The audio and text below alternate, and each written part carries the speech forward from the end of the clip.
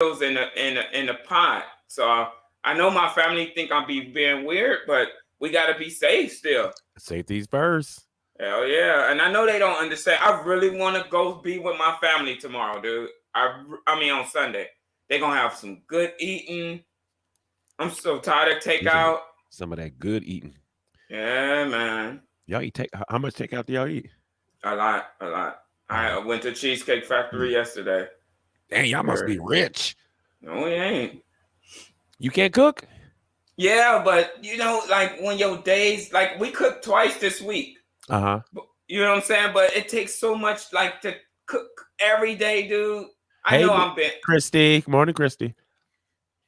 Auntie, good morning. I was telling them that we were really going to miss you guys on Sunday because we really want to go to the Easter thing. But, we still have to really be safe because the 7 still's in that pot. You know what I mean? And I'm only going to have taken 1 shot and all that good stuff. So... Now, what do you think? After you get your second shot, will you feel comfortable enough that you guys are vaccinated that you can go to the different events and stuff, or is it going to be like you get vaccinated and you still stay inside?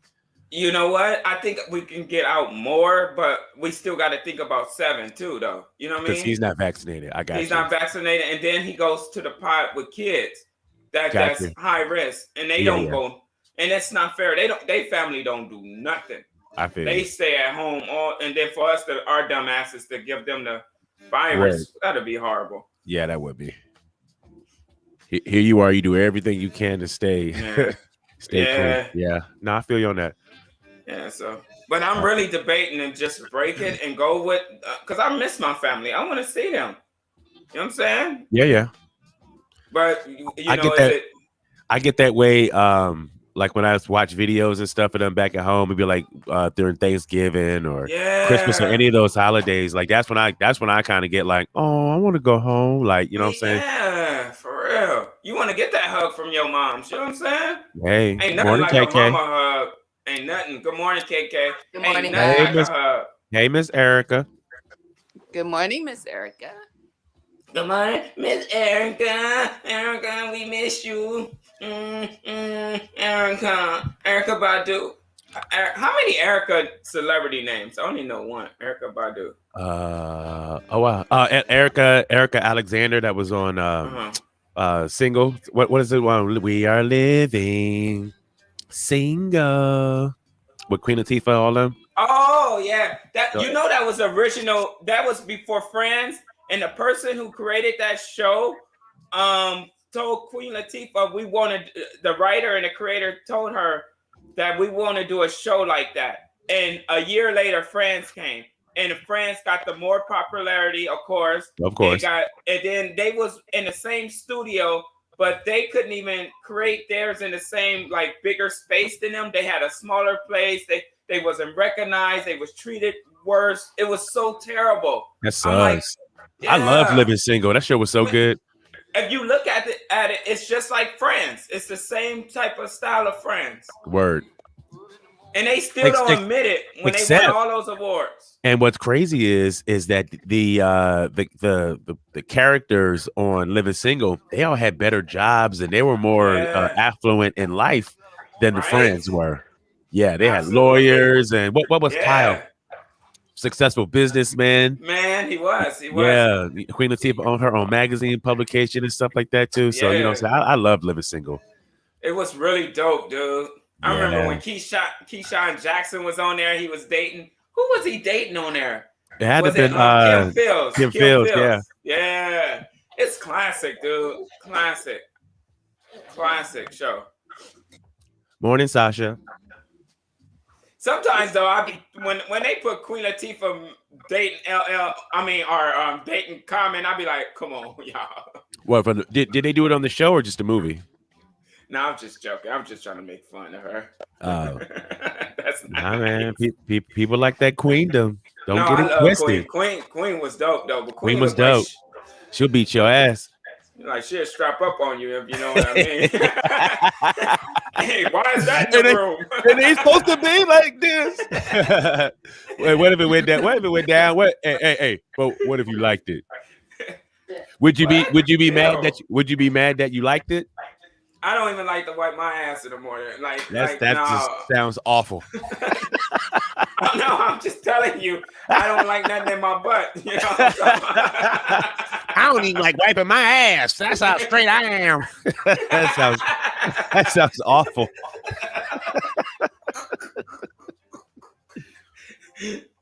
Sounds absolutely terrible. So we're gonna drop the intro in about 5 minutes. We're giving some people some more time to make their way inside. How's everybody feeling this morning?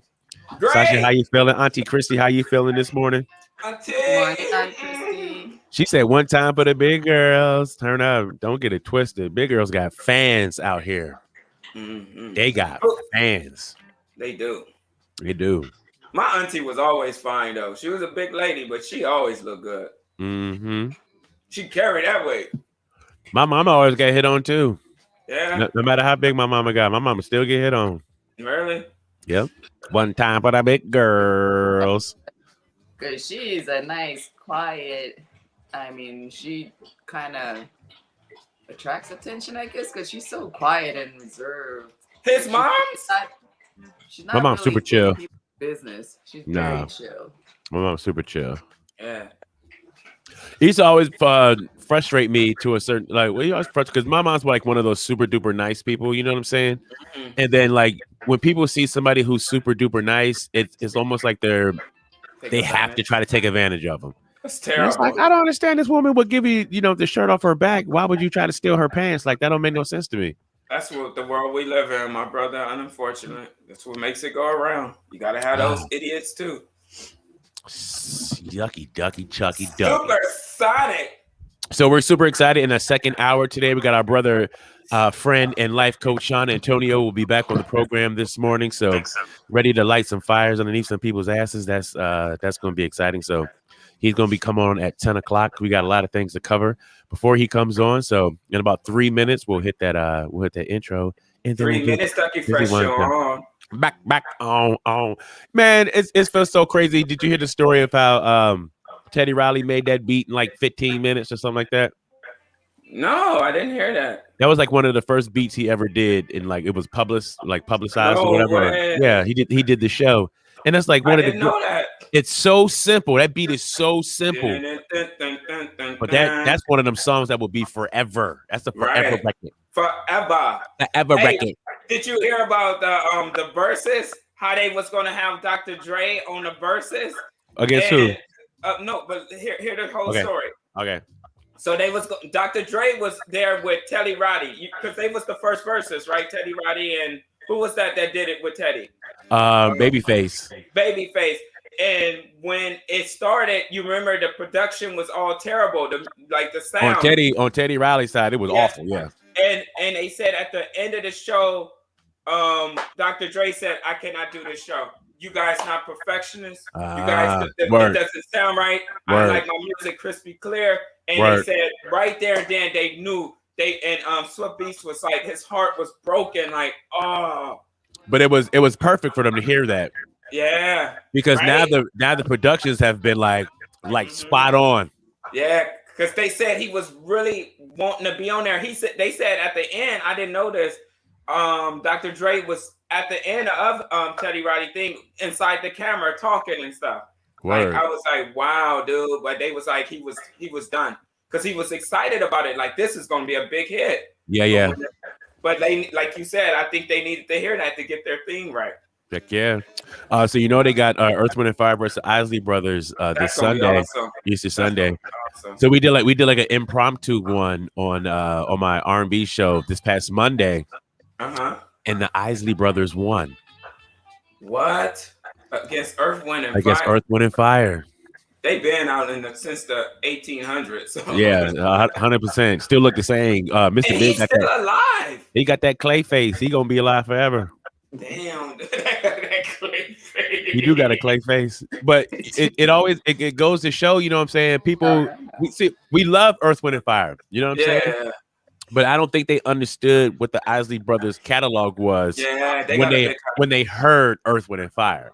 Right. Because so what made me want to do the show, because when we talked about it, once we started naming songs, it was like, wait a minute, The Island brother, man, they got a good catalog now.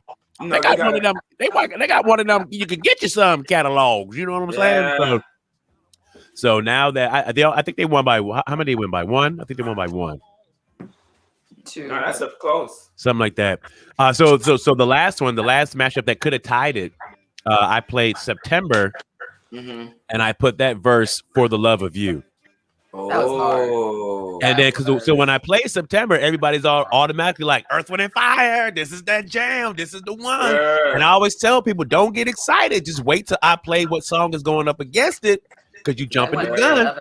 Yeah. And then as soon as I played For the Love of You, it was like, oh, I mean, I do like September, but and everybody voted for the Love of You. You know what I'm saying? So I don't know what songs they're going to put up against one another. I don't know the format of how they're doing it. I really, really, really hope they can pull off live bands. Now I heard Steve Harvey's the host. Yes, Steve Harvey's going to be the host for it.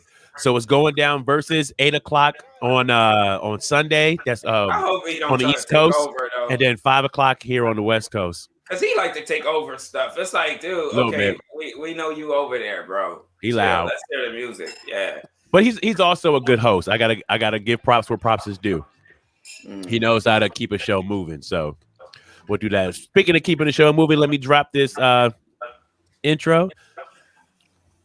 Am I hearing the echo from KK's thing? I think I'm hearing the echo from KK's thing. Party people. Cheesy. Unique. Yo.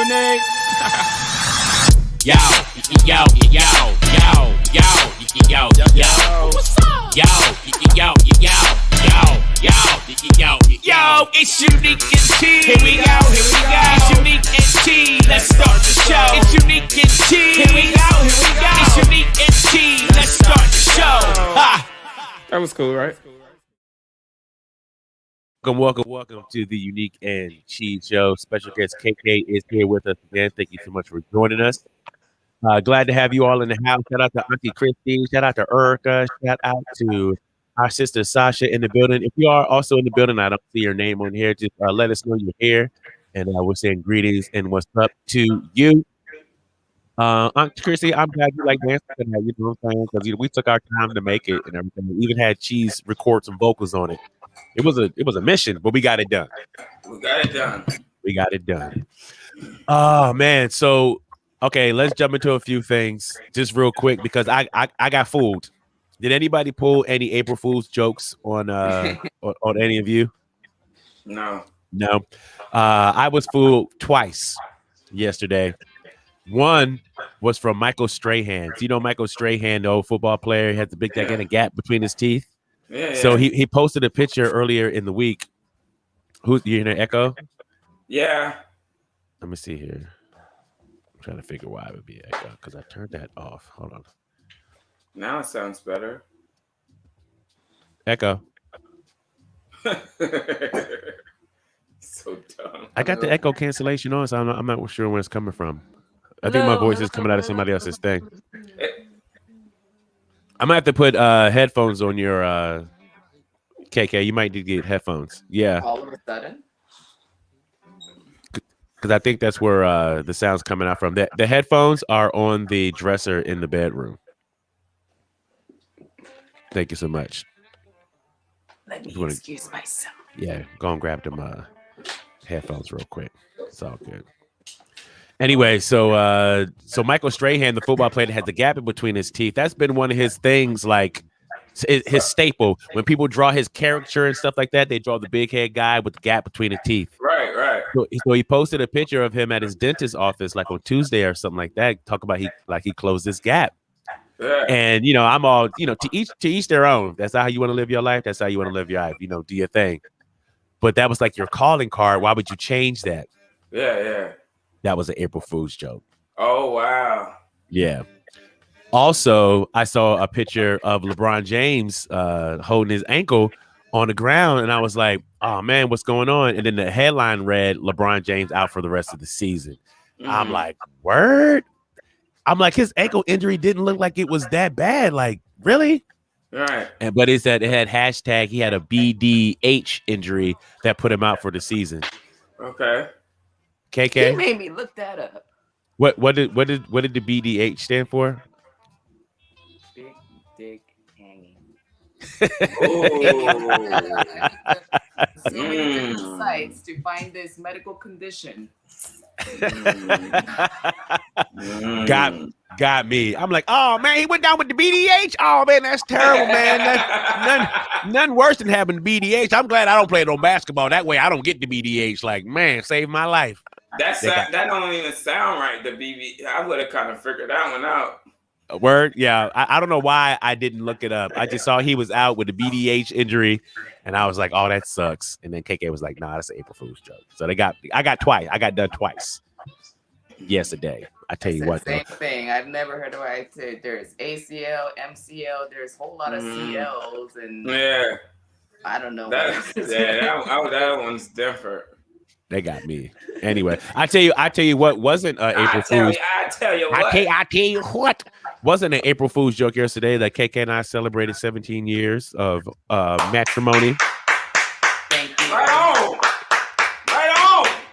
Through the good times and bad, through sickness and in health. 17 years later, we haven't murdered each other yet. Well, she hasn't murdered me, so yeah. Turn up. Thank God you haven't murdered me yet. That's good. That won't be happening. We would miss him if you did, though. We'd be like, oh, he gone? You would miss me. You would miss me when your back booty. About time. I would have helped you. Why you ain't called me? Anyway. It's on. Okay. Connecting. Huh? It's on. Okay. The way you connect it is you got to hold that plus. You got to put them on your ears, and you hear it saying connecting. You got to hold that plus button down until it says connecting. Did it say connecting? Did it already go? Did you already turn it on? Power on. Put them back on your head.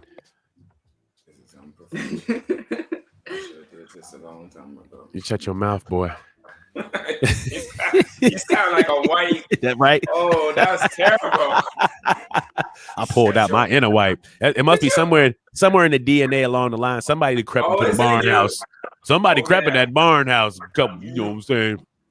I couldn't even imagine living like that back then, man. Did the headphones say power on or power off? Well, it said power on, but afterwards, so the plus sign, but it's not saying anything after that. Okay, so turn it back off again. Do the power off. It just did. Now hold it down, power on, and keep holding it. It's going to say pairing. Why'd you move your hand? I'm letting you know it's powered off. Okay. Now hold the button and turn it back on, but don't let it go. It's going to say power on. Yes. Then it's going to say pairing. Yes, she said that. She said pairing? Yes. Now you need to go on the iPad and then find the headphones and connect to the crusher. Do I let go of this particular? You can. You can let it go. It's still looking. So now go on the iPad and go to settings.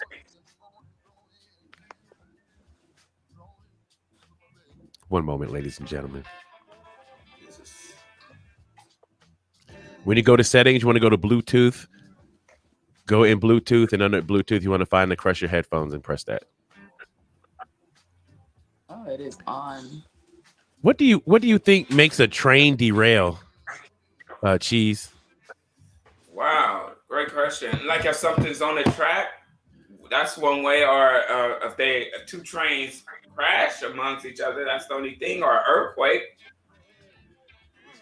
Right. Well, I wonder if the conductor was going too fast. So, in Taiwan this week, 50 passengers died after a train derails there.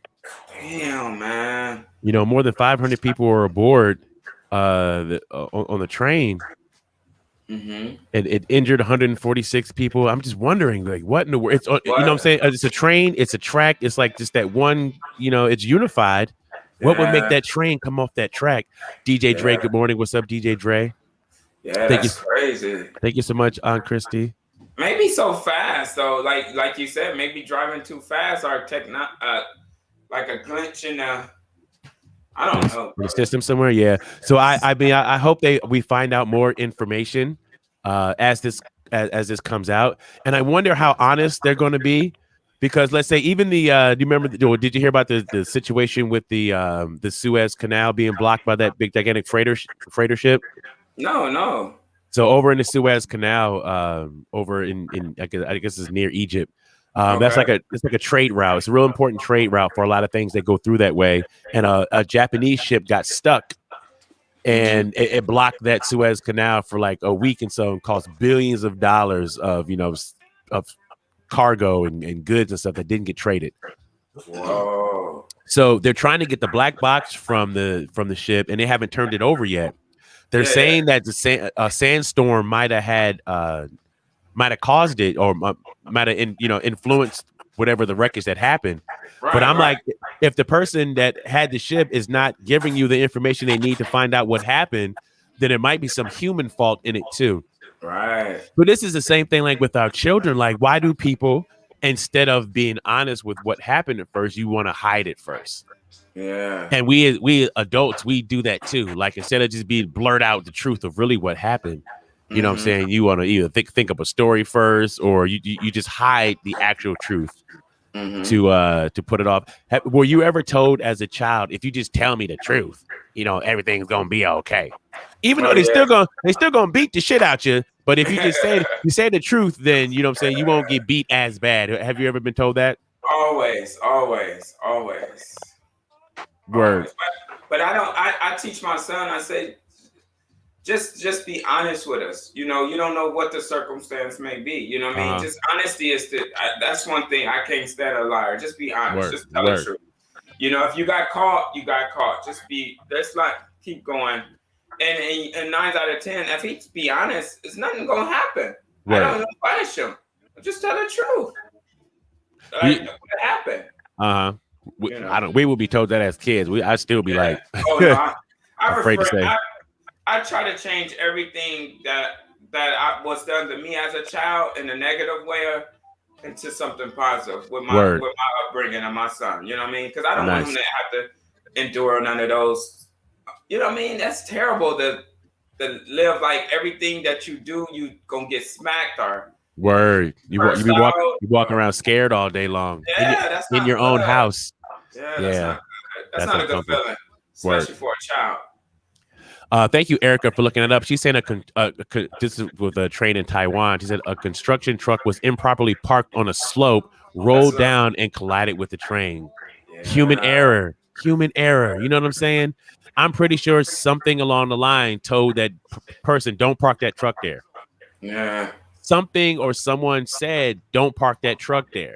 Yeah. And for whatever reason, he still parked the truck there anyway. Or it's just not a space to park. Yeah, so someone probably told him, don't put the truck there. And you ever have those situations be like, oh, it's just gonna be 5 minutes, and ain't nobody gonna hurt nothing, ain't nothing gonna happen to nobody. That's when something happens. And just like that, now 50 people are dead because somebody was careless. Somebody negligence. That's terrible, man. That's terrible. That's so selfish. We learn real quick when we are texting and driving. I mean, we try not to do that because so many times real quick to realize, oh man, it's not a split second. I can't believe I was this far from the vehicle ahead of me. And then all of a sudden I'm finding myself slamming on the brake. So yeah, that happened to me one time. Like not texting, but I'm gonna be honest. No one judged me. It was a girl walking down Sunset, and I was like, look at her. And I was like, you already did it, right? And I'm fighting myself. And then some said, get one more look, cheese. And I'm cross-eyed. So I looked and I looked too long. And bam, I hit the car in front of me. And dude, I was like, dude, why did I do that? And then she kept walking. Someone was like, you might as well look now. You know what you should have did? You know what you should have did? What you should have did is whatever happened to that other car, you should make her pay the bill. Like, didn't nobody tell you to walk down the street looking that good? You put it away. That's terrible. The moral of the story, she was whack as hell. I was like, come on, man. He was whack? Come on. She was whack, dude. And she was far away, and I looked again. And then once the accident happened, she walked past and it was closer. And I was like, she was like, what happened over here? She was like, what happened? You want to ride with me? Like, I keep walking down this street and accidents keep happening. What's going on? Yikes. And yet man. But you know when they walk like this, right? Because they handicapped, the cakes look bigger. Oh my gosh. He's so stupid. We're gonna get in trouble for that. I'm sorry. You gonna get in trouble for that. I don't mean it like that though. I know. They do be thick though. What you do though when they be thick like that? Okay, there's this app that I'm on. It's called Bigo, and on Bigo there's these two females, and they both seem like they not quite right. You know, on what is the movie with Eddie Murphy, Life, and the guy Can't Get Right.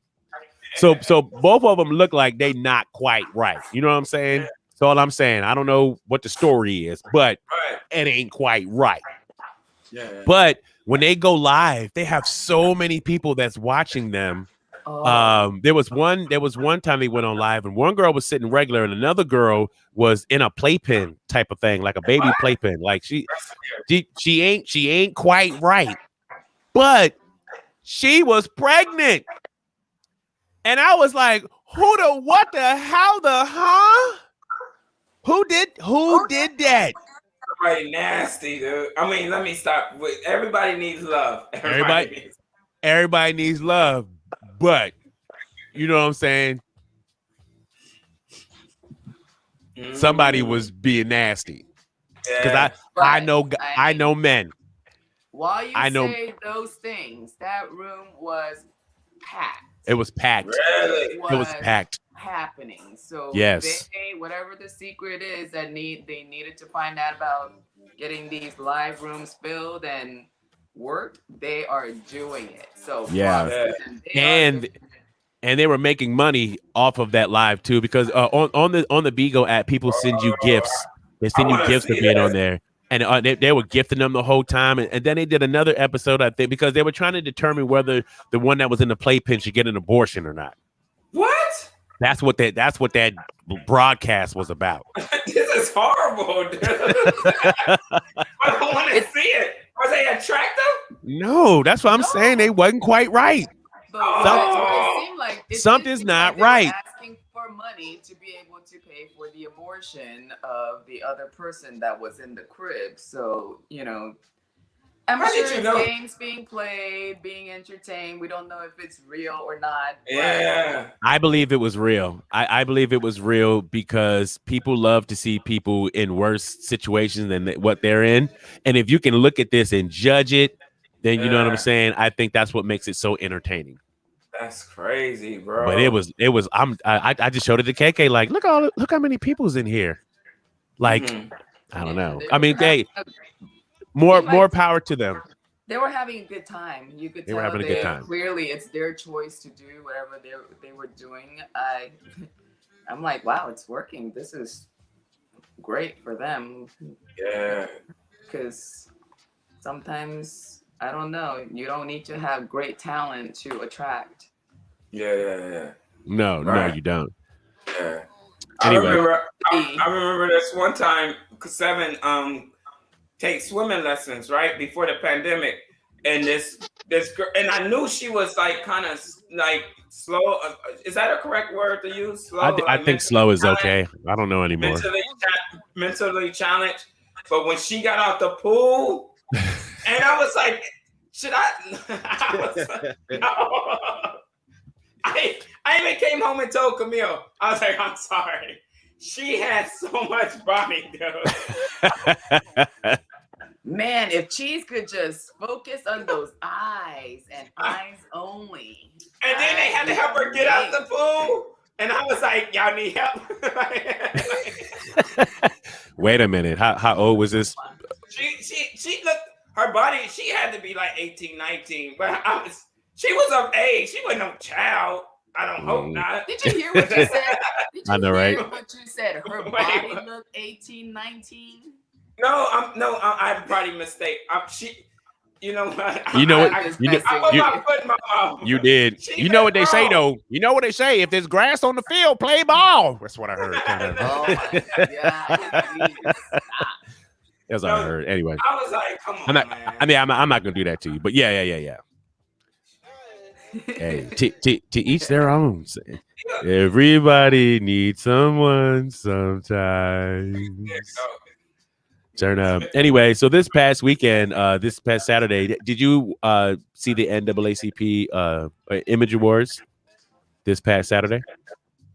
No, I haven't. We didn't either. I didn't even know it was coming on. I don't know if it's poor marketing, poor advertising. Did anybody online? Did anybody see the NAACP Image Awards this past weekend? Because it came on CBS. It wasn't boycotted by all the artists. I would hope not. Oh no. I would hope not. I will double back and try to see it. But so I believe I spoke to both of you individually about this, about how we have like the NAACP Image Awards, and we spend all this time trying to argue with the Grammys, like accept us, accept us. Is she back inside with the toy again? I don't understand. She was left outside. Somehow she grabbed the toy. So anyway, we argue with the Grammys, we argue with the Oscars, we argue about inclusion. Right, we have a whole award show or two or three. What is the NAACP Awards? There used to be the what is that, Mac? There used to be the Source Awards, the BET Awards. We have all these award shows that a lot of the times, like the cream of the crop of the of Black entertainment, they don't show up to these awards. Yet they cry about inclusion at the Oscars and the Grammys. So I kind of feel like if we made those the cream of the crop type award shows, you know what I'm saying? Then you don't need to be included into the Oscars, into the Grammys. The Grammys and the Oscars will come to you, like it seems to always happen. As long as we're doing something that's amazing, everybody wants to be a part of that. Mm-hmm. But they want to exclude us, you know what I'm saying, when it comes to be a part of their thing. And I'm just like, why are we wasting our time trying to be a part of their thing? Mm-hmm. I agree, but maybe we need to form something that have the same level and accomplish like the Oscars or something like that. Not, I don't know if what was the NC, all of those are, is that like the grit of things that people will recognize as respectful as a film award show. You know what I'm saying? Or something. You can make it into that. You know what I'm saying? When the Grammys and the Oscars first started, they weren't like the Grammys and the Oscars. You know what I'm saying? It still took years of, accomplishing to make it sound like a thing that you want to be a part of. So if we make it the end all be all, then it'll look like the end all be all. So like you say, as it took years for these other award shows to be popular and to attract the highest, it would be the same thing. These top artists would have to be consistent, the ones that, are big enough to pull others into those award shows. So in these cases, like Jay-Z level, Beyonce level, Kanye West level, other people to consistently year after year be able to go to these and say, yeah, this is, respectful award. This is what I enjoy. While still doing other things. Don't knock other awards out, but say this is just as important as the others, or this is absolutely because of this absolutely reason, for others to say, oh yeah, it's worth watching, and these are the aspects as to why. Word. But who's gonna be that consistent? You still have to pay them, and these are top artists. They are very busy, and I'm sure they need a certain amount of accommodations. And but that's on awards accommodate. They need to. I would ask for them to make that sacrifice. You know what I'm saying? Make it happen. If you can make it happen for the Oscars, you can make it happen for the Grammys. You can make it happen for the NAACP awards. But sorry, go ahead. Okay. Go ahead. Like you remember the Source Awards, right? Yeah. And also it was another one. It was the Source Awards, the Soul Train Awards, but it'd be so low budget. And I even noticed the difference. I'm not no record producer or film, and I'd be like, dude, why you can't even hear them speak sometimes because mics be messed up, or Lighting's all bad. Yeah, it's like, I mean, like they gotta do better though. Like people, you get what I'm trying. I don't know. It's no, like, I know what you're saying. Yeah, I know exactly what you're saying. Yeah, because you want good quality. You know what I'm saying? So they have to put on a quality type of show. I'm trying to figure out what year it was, and I'm trying to figure out what show it was. I think it was either the BET Awards or the Soul Train Awards. And I want to say it had been about 4 or 5 years ago. And it was like top-notch performances like throughout the entire show. And then after that, I noticed that the Grammys stepped up on their show. Because of what either the Soul Train Awards or the BET Awards. It might have been the BET Awards. It was the BET Awards. It was the BET Awards. You remember that? Yeah. The BET Awards. Yes. Yeah. It was stellar performance after. They didn't waste a whole lot of time with too much fluff. It was like performance after performance, give a award. Performance, give an award. And and did you notice that the Grammys used that format after that? Like, word. So we have the ability. We just have to have like Heike said, the consistency with it. And we need big star power consistency. So I don't know who knows what. But if you can send an email to all the creme de la creme of all these people that y'all love and adore, and let them know that we got work to do as a community to come out and support each other. Right. We need the Drakes there. He black when it come time to want to say the N-word, but when it comes to them award show, we need you to be black up in there too, Drake. We need you in there. We need all the Nicki Minaj's in there. We don't need you when you first come out. You know what I'm saying? Trying to get that attention. Then you go to the Soul Train Awards, and then you win a Grammy. Then you don't come back to the Soul Train Awards no more. Nah, son, that's not cool. You got to represent at the Soul Train Awards throughout. Got to represent. We need a representation, because representation without representation is proclamation. Anyway, I will go through some of the winners and stuff, but I actually want to watch it first before I start talking about things. I know like Eddie Murphy got like a Lifetime Achievement Award, and Issa Rae won. You know, Issa Rae got like a 8-figure deal with HBO. Didn't know that. Good for her. Shout out to Issa Rae. Her show. I can't think of the name of it. But Insecure. A great show. Camille put me on to that show. It's so good. I don't watch it enough. Yeah. Because I actually do like it's well written, it's well acted, it's good story. Yes. It's I'm not even from LA, but it's super LA representing. I love it. That is from LA. Like it goes to Inglewood, to South Central LA. Oh, it's so dope. Word. Love that show. Do you know the rapper Tone? No. I'm guessing it either is Tone or it's Tony. It's Tone. So it's either it's Tony or Tone. But I don't know much about him. I just came across a story about him that I thought was amazing. So he's a rapper out of Detroit. So Tone made his way into the hearts of Detroiters as a beloved hip hop figure and essential mixtape voice for years. Now he's making his way into their stomachs. Just this past March 27th, this past Saturday, the 36-year-old veteran rapper will open his Coney Island restaurant on the city's east side, minutes away from where he grew up.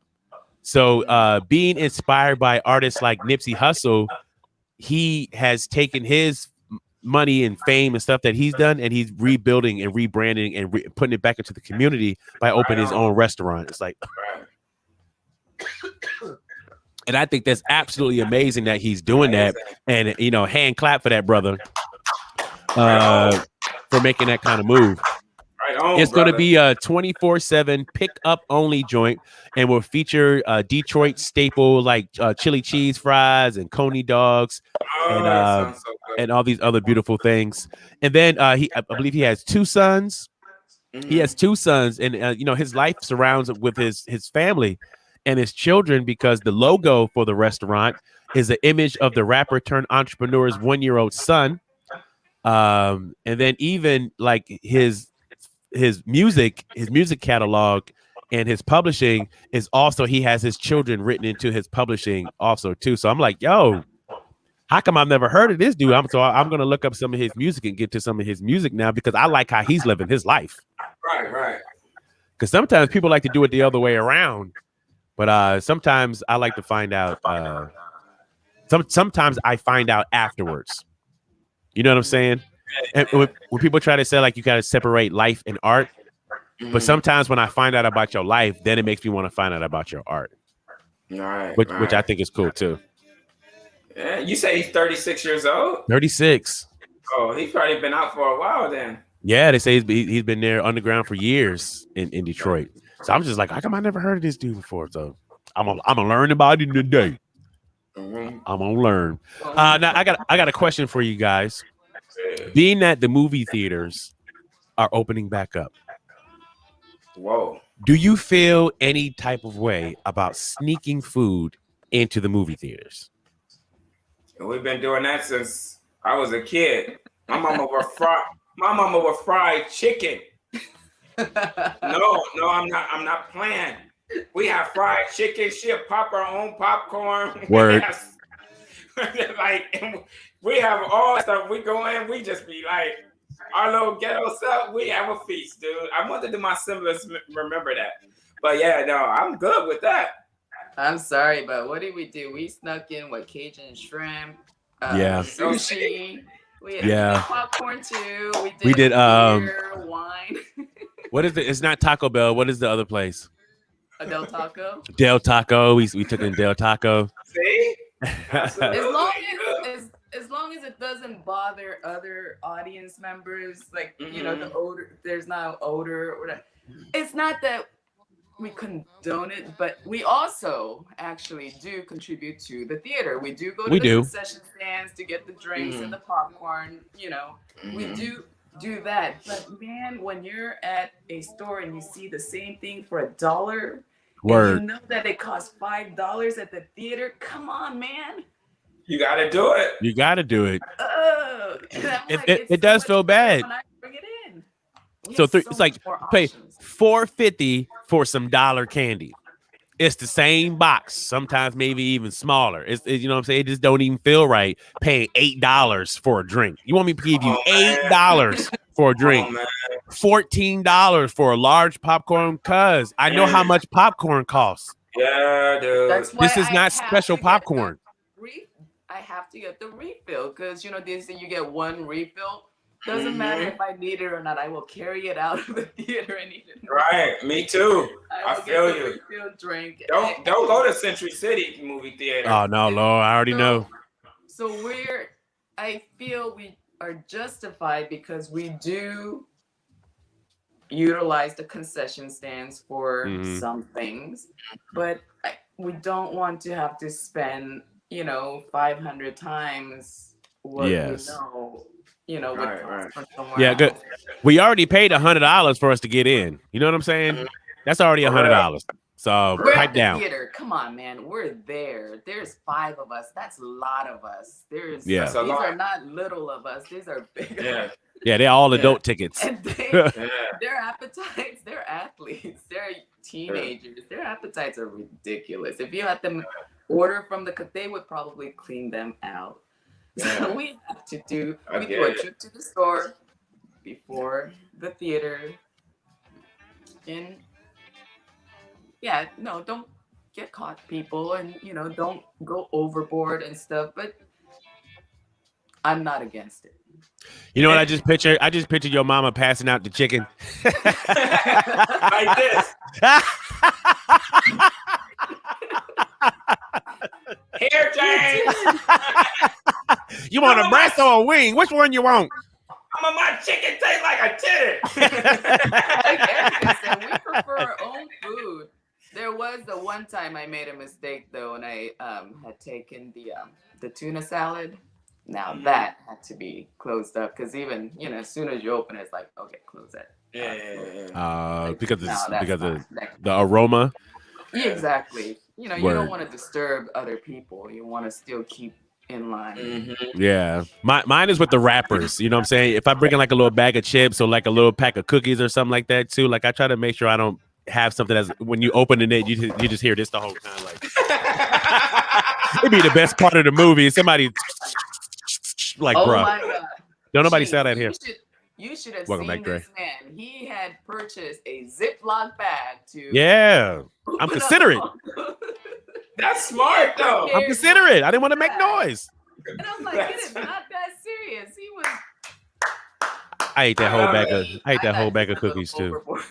Yeah, I ate that whole not on the one day, but I did eat that whole bag of cookies. That's Lord commercial. Yeah, man, ain't nothing wrong with eating a whole bag. There's a lot of things wrong with eating a whole bag. They need to stuff their concession stands up though. Like put some soul food in there. Put some stuff that we familiar. Like your boy, like you said, what's his name? Tone. Get chili cheese fries. Like them stale ass nachos y'all do. Come on, man. Come on. With the prepackaged cheese and that'd be $18. I'd be like, for that, you're like, come on, cuz y'all not even trying. Step it up a little, Step man. it up. If it's gonna be that expensive, Word. It's like going out to a 5-star dinner restaurant. You know what I'm saying? Right. Yeah. They could add other options. Although I feel like the one we go to, they do have more options because it was a dine-in theater. Word. So, but even that thing we got for Kira, those pretzel poppers or whatever we got for Kira, that was not worth what they cost. Exactly. And all she just wanted a big ass pretzel. They don't serve the big ass pretzels no more. Yeah, and I'm one like, of those sides that you would buy for $2 to $3 at like maybe the fast food joint or whatever, but you pay $10 from the theater and cheese is extra. Come on, y'all. Yeah. Yeah. See, we don't want to play that game. That's why. But we still want to be happy. So a couple more things I want to cover before we bring in Mr. Shawn Antonio. Y'all saw? Did you see Piers Morgan got his job back? No, I didn't see that. The dude that walked off the air in over in Britain. So he got his job back. So this is my thing because Sharon Osbourne spent a bit of her career and time on her talk show defending him, and they had a whole blowout conversation about the whole thing, and so she decided she left the show. And the show was saying everybody felt uncomfortable and blah blah blah, and I'm feeling that since she left, she's probably not going to come back. But would she be able to come back now? Because the person that she was defending ended up getting his job back now. So should it be like, I guess I wasn't wrong after all, was I? Yeah, but at the same time, I think she got like a settlement of $10 million. She gonna have to, you know what I'm saying? They paid her out the rest of her salary? Yeah, they paid her in a lump sum. So she got a severance. Okay. Well. Yeah, and then they said in the past, even before this incident, that she was having challenges with some of the co-hosts, like using Asian racist taunts at the certain people there, and they was uncomfortable, but they kind of like nipped it in the bud. So they was having issues with her from, previous. Word. Before, so I don't think she's coming back. Yeah, she was mentioned a little while the Jay Leno incident was happening. Yeah. So, but I do feel like, there has been issues in the past where Sharon Osbourne's name was mentioned. So maybe they're accumulating all that together. And she stepped down on her own instead of them saying, leave the show. Or maybe that could have been talked about in the background for her to step down too. Yeah. Seems very I feel like this is another one of those situations though. Like, okay, here she says these things and speaks these things. And you know what I'm saying? She really feels like maybe she doesn't know. You know what I'm saying? So I'm like, instead of running away or instead of beating her up, you know what I'm saying? This is the time to educate somebody who doesn't know. I don't know how open she is and willing to learn that I don't know. But to just, you know what I'm saying? Either to run away or to just have, do you want to learn? I guess most of the time, that's the question I would want to ask anybody who has beef with anything that's happening in society. And like, I say something and somebody says, oh, you offended me. Do I just say, well, get over it? Or do I say, how did I offend you? Right. You know what I'm saying? I honestly felt like I didn't say anything wrong. So please educate me on how you were offended. Yeah, absolutely. Absolutely. It's like, for instance, to go back on what we were talking about earlier, when I said I ran into the car and we made a joke about the person being handicapped. Word. Like I in my heart, I don't want to offend any. I don't want to, make people feel sad if someone heard that, or a family member who has a family member that's handicapped. So like, I mean it in joking, but if my joking hurts someone, that's not fair. And I would love to be educated and them say, hey, this is why you shouldn't do this. And I would sit there and be like, my apologies, even though I didn't mean it from the beginning, but I was just making humor or something. But I make humor of everything. don't just pick one little thing and nitpick it. You know what I'm saying? Now I talk about black folks like I talk about white folks. You get what I'm saying? So yes, we don't want to be not sensitive to other people's sensitivities, I guess. But you still want to have a sense of humor throughout this all.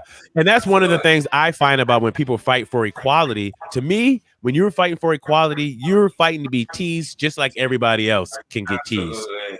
Yes, Keka. I just want to add just real quick about what I said last week, because I was really thinking about it. Should comedians be censored? And I was really thinking about this topic. And then last week I said yes, because what they say can be offensive to others, whatever the situation. But I think I want to take that back, because there should be some people that shouldn't be censored. Like, you don't want your historians to be, altering their information. There's certain jobs that should not have limitations. And I feel like comedians, as long as it's not openly, you can see when they're clearly doing it for other reasons. I think if they're doing it for the comedy purpose and for the talent, I think they should not be, as long as they're doing their jobs and not. And at the end of it, yes, some people are gonna be affected, because that's reality. So I think I just wanted to add that I think comedians, as long as they're doing their job and is honest about what's going on, should be censored. I would also say not to censor the comedians also, because most of the time they are in a room with people who pay to see what they have to say. So that is the risk of the people in the audience. That's the risk that they took. And being that you paid money to come see me, how I express myself. And somewhere along the line, you like it enough to give me money to do it. So when people take things from outside of that room to the outside, you know what I'm saying? I can't hold that comedian responsible, because they said what they said in a room filled with people that they were talking to who understand what they're talking about. So if there's a comedian who just goes in on handicapped people, you know what I'm saying, and the people in the audience enjoy what he's talking about, I don't see what you can do to him, you know what I'm saying, even from the handicapped community, because you weren't invited to that space in the first place. Yeah, the people in that space understand what they that's what they like. That's what they like to laugh at. And then you like if he's talking about a person with a what is it, a cyst, like a person can't talk clearly. A list, a list. I'm sorry, or a person that has like I'm cross-eyed and he talk about me, or talk about a blind person. What's the difference? Because he's blind, it's not okay because his eye is crossed. Like we both gonna get like it's funny, it's jokes. It's like don't take it too personal, people. Like I think that's a huge thing too. Is people go right for you talk about me, and you know what I'm saying. And I guess those people are just trapped by their ego, and if you offend somebody's ego, they have to defend their ego to the best of their ability. I like what Dre said. Dre said sometimes a comedian will tell the joke, but it's in a way to bring attention to a subject. Plus, in its environment of jokes, it's not nastiness. And I agree with what Dre's saying 100%. Like, and that's what Dave Chappelle do. Yes, he does. Dre sounded so normal through you. What? That's crazy. You didn't do a voice for it. Like, is that what Dre said? Wow. I don't know. But yeah, but it's true. Good. So okay, so this is my question too for you, for Cheese, and for anybody else too. Okay, let's say you make a joke about a handicapped person, but a handicapped person didn't come to you and say they were offended. Somebody else did. Does it sound different to you coming? Like if somebody that was handicapped came to you and was like, "Yo, I don't like what you do," or you know what I'm saying? Is that different than somebody coming and saying, like, "Hey, you can't talk about them like that"? Is it different? Is there a difference to you? I think to a certain extent. Like you want to take heed to what that person's saying too, because they probably have a family member that's handicapped, right? And then, but if it's direct, a handicapped person come to you and say, "Hey, I felt like that was not nice. I was hurt by that," and I'd be like, "Oh, I'm so sorry," you know. But I would explain to them, I can't just say, "Okay, I can't talk about the handicapped people, but I'm gonna talk about someone who that's overweight or like I can't it's out for everybody." Word. I talk about a pretty person just like I talk about an unattractive person. Yes. You know what I'm saying? Like a pretty person, I'll say something stupid like, "Man, you pretty, but you can't read." You know what I mean? Like you gotta just do what it's jokes. It's jokes. It's jokes. Yeah, I think a lot of the times when these happen, they just focus on themselves and not recognizing that everything else was made fun of beforehand. Right. As soon as it comes to what they're pinned on, that's what they focus. So if somebody else was to say, "Hey, that was not cool," I don't know how that would be addressed. But if an individual was to come up, like Cheese said, you know, you could talk to that person, you know, it's just a joke. It is not about you. It is, you know, general assessment. It, you know, was meant to be funny to that person. You let them know. No, it has nothing. It really probably doesn't. So it has nothing to do with you. It's just an act. Like, you know, this is my job. This is what I do. I'm sorry to offend it, but, you know. Yeah. And then most of the time you find that the person is talking about their own family member. Like, you know what I'm saying? Like I'm talking about my cousin who is handicapped. And he did this, or, you know, she did this thing that's real funny to me, and I'm gonna tell you about it. Like, you know what I'm saying? So and most comedians, they do have taste, they do have class, and they know how to deliver. You know, there's a few ignorant folks that they just go hard, they don't care. But most I find they know. I think comedians are so intelligent. Just the a lot of them, direction they come from, how they translate the situation, and how they communicate it to their audience. Absolutely, is absolutely amazing. I mean, yes, that's why we are able to watch some comedians over and over and over again. Their craft is excellent. Okay, I have a question real quick about the continued propaganda to stop the Asian hate around the country. Now, we don't want anybody to feel hated on anywhere, of course. And it feels stupid that we even have to say that. It sucks that situation happened, I guess, this past week when that big dude kicked that Filipino lady. She's like a 65-year-old Filipino lady. And he kicked her, talking about you need to go back home or something like that, too. Well, turns out that dude was a monster anyway. You know what I'm saying? He beat his own mother or something like that too. He killed his mother. Yeah, he killed his own mother or something like that too. That dude was an absolute monster.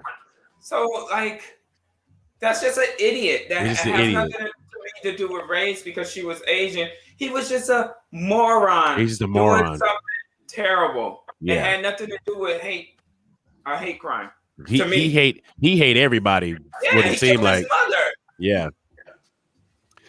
Who need the biggest foot in the ass though with that security guard who ended up he did get suspended, but there was a security guard just closed the door and watch it happen, and I'm like, bro, you think he was listening to Teddy close the door before he comes in there and beats your ass too. But shame on that dude, huh? Yeah, he didn't do anything. He closed the door. Yeah. Shame on that dude. Don't you got a mama? Don't you got a sister? Don't you got a cousin? You wouldn't come to the rescue of any of your female counterparts that's in your life, bro. Come on, bro. That's ugly. That's ugly. We're going to backtrack real quick. Dre said, at the end of the day, we're at the comedy show to escape the day-to-day crap we deal with. Facts. We choose the comedy show. We could have easily chose a movie, so we knew what we was going to expect. I would hope so, Dre. I would hope so. Christy said, you know what, James? I posted a football meme with a rope of hanging yourself, and it was a Cowboy fan while the Raiders fan was watching them hang themselves while eating popcorn. Shit was funny. But I had a friend hit me in my inbox to say he felt offended because they had a lot of suicide in his family. It was a joke, and she still didn't feel bad for it, but he understood where he came from. I'm on Christy's side on this one right here too. Like I'm sorry. I'm sorry that your family is going through that. You know what I'm saying? And that's your journey, that's your battle that you need to go through. My jokes got to suffer because of what you know what I'm saying? Like, I didn't tell them to kill themselves. Like, but understand, she said like friend. So it would be, I mean, if Cheese was to send us something that says he was offended by, we would be more sensitive to that. Yeah. In the future.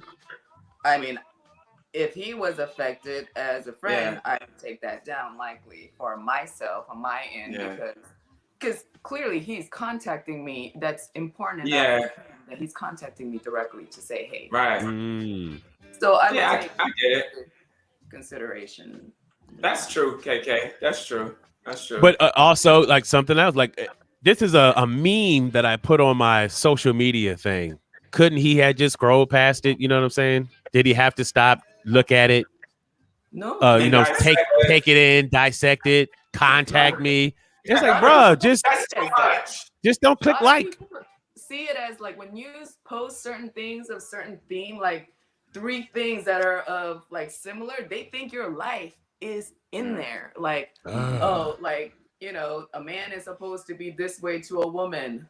A strong man does, like, these posts, a woman could be sending these posts, so, you know, strong man is in the future. It's like, oh, she must be having issues in a relationship.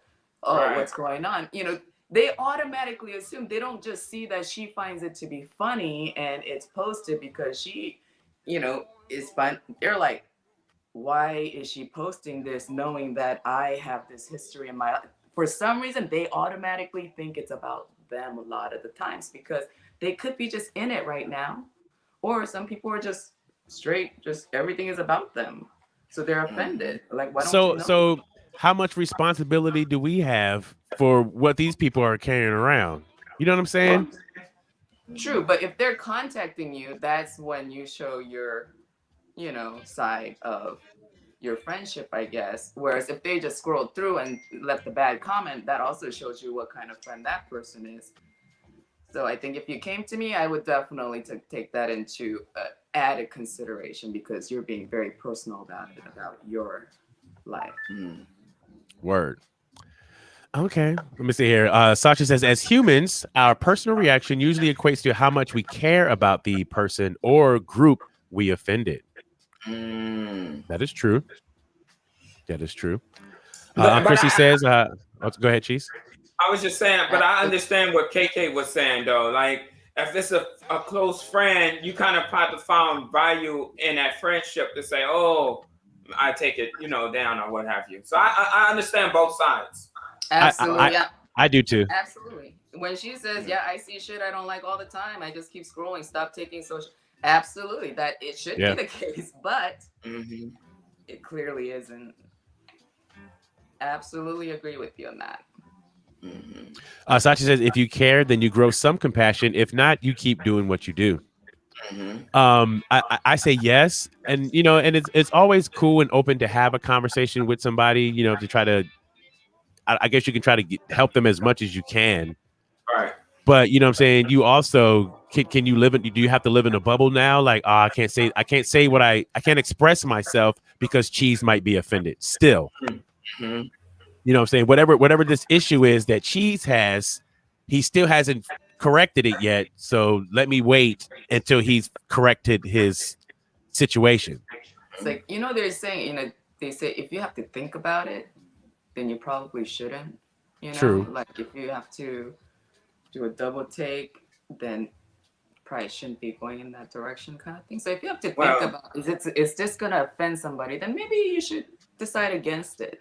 Well, I need to just shut my mouth. Is this gonna find this hilarious? Then post it. You know. I like what Chrissy's saying right here. If it's Cheese, yes. You know what I'm saying? If it's, you know, Bobby Joe Blue that you know what I'm saying, I know you just as an acquaintance, and we're not deep like that. Nah, son, I'm not taking my post down. I don't know you like that. Absolutely. Yeah, I'm friendly. I think my auntie said that on one of her things. She did. Yeah, friendly. Yes. Yeah, and no, you can't please everyone, and you will go absolutely crazy trying to please everyone. Absolutely. Well, please appease all of them. Each appease, and you'll go crazy trying to. Could you imagine? Every post that you're about to put, you got to be like, oh my God, who might I offend or who might not understand this joke? Or, you know what? I would rather rock with the people who understand me instead of trying to make people who don't understand me comfortable. Right. You don't need to know me then. You know what I'm saying? If you think what I'm saying is coming from a place of hurt and pain and ignorance, and you obviously don't know me. So unless you're going to try to get to know me, then and rock with me, you are free to do that. But you're not going to come into my world and try to change everything about me to make you comfortable. Right. I'm sorry. I agree with These that. men Like, are pretty I much agree who with they that. are.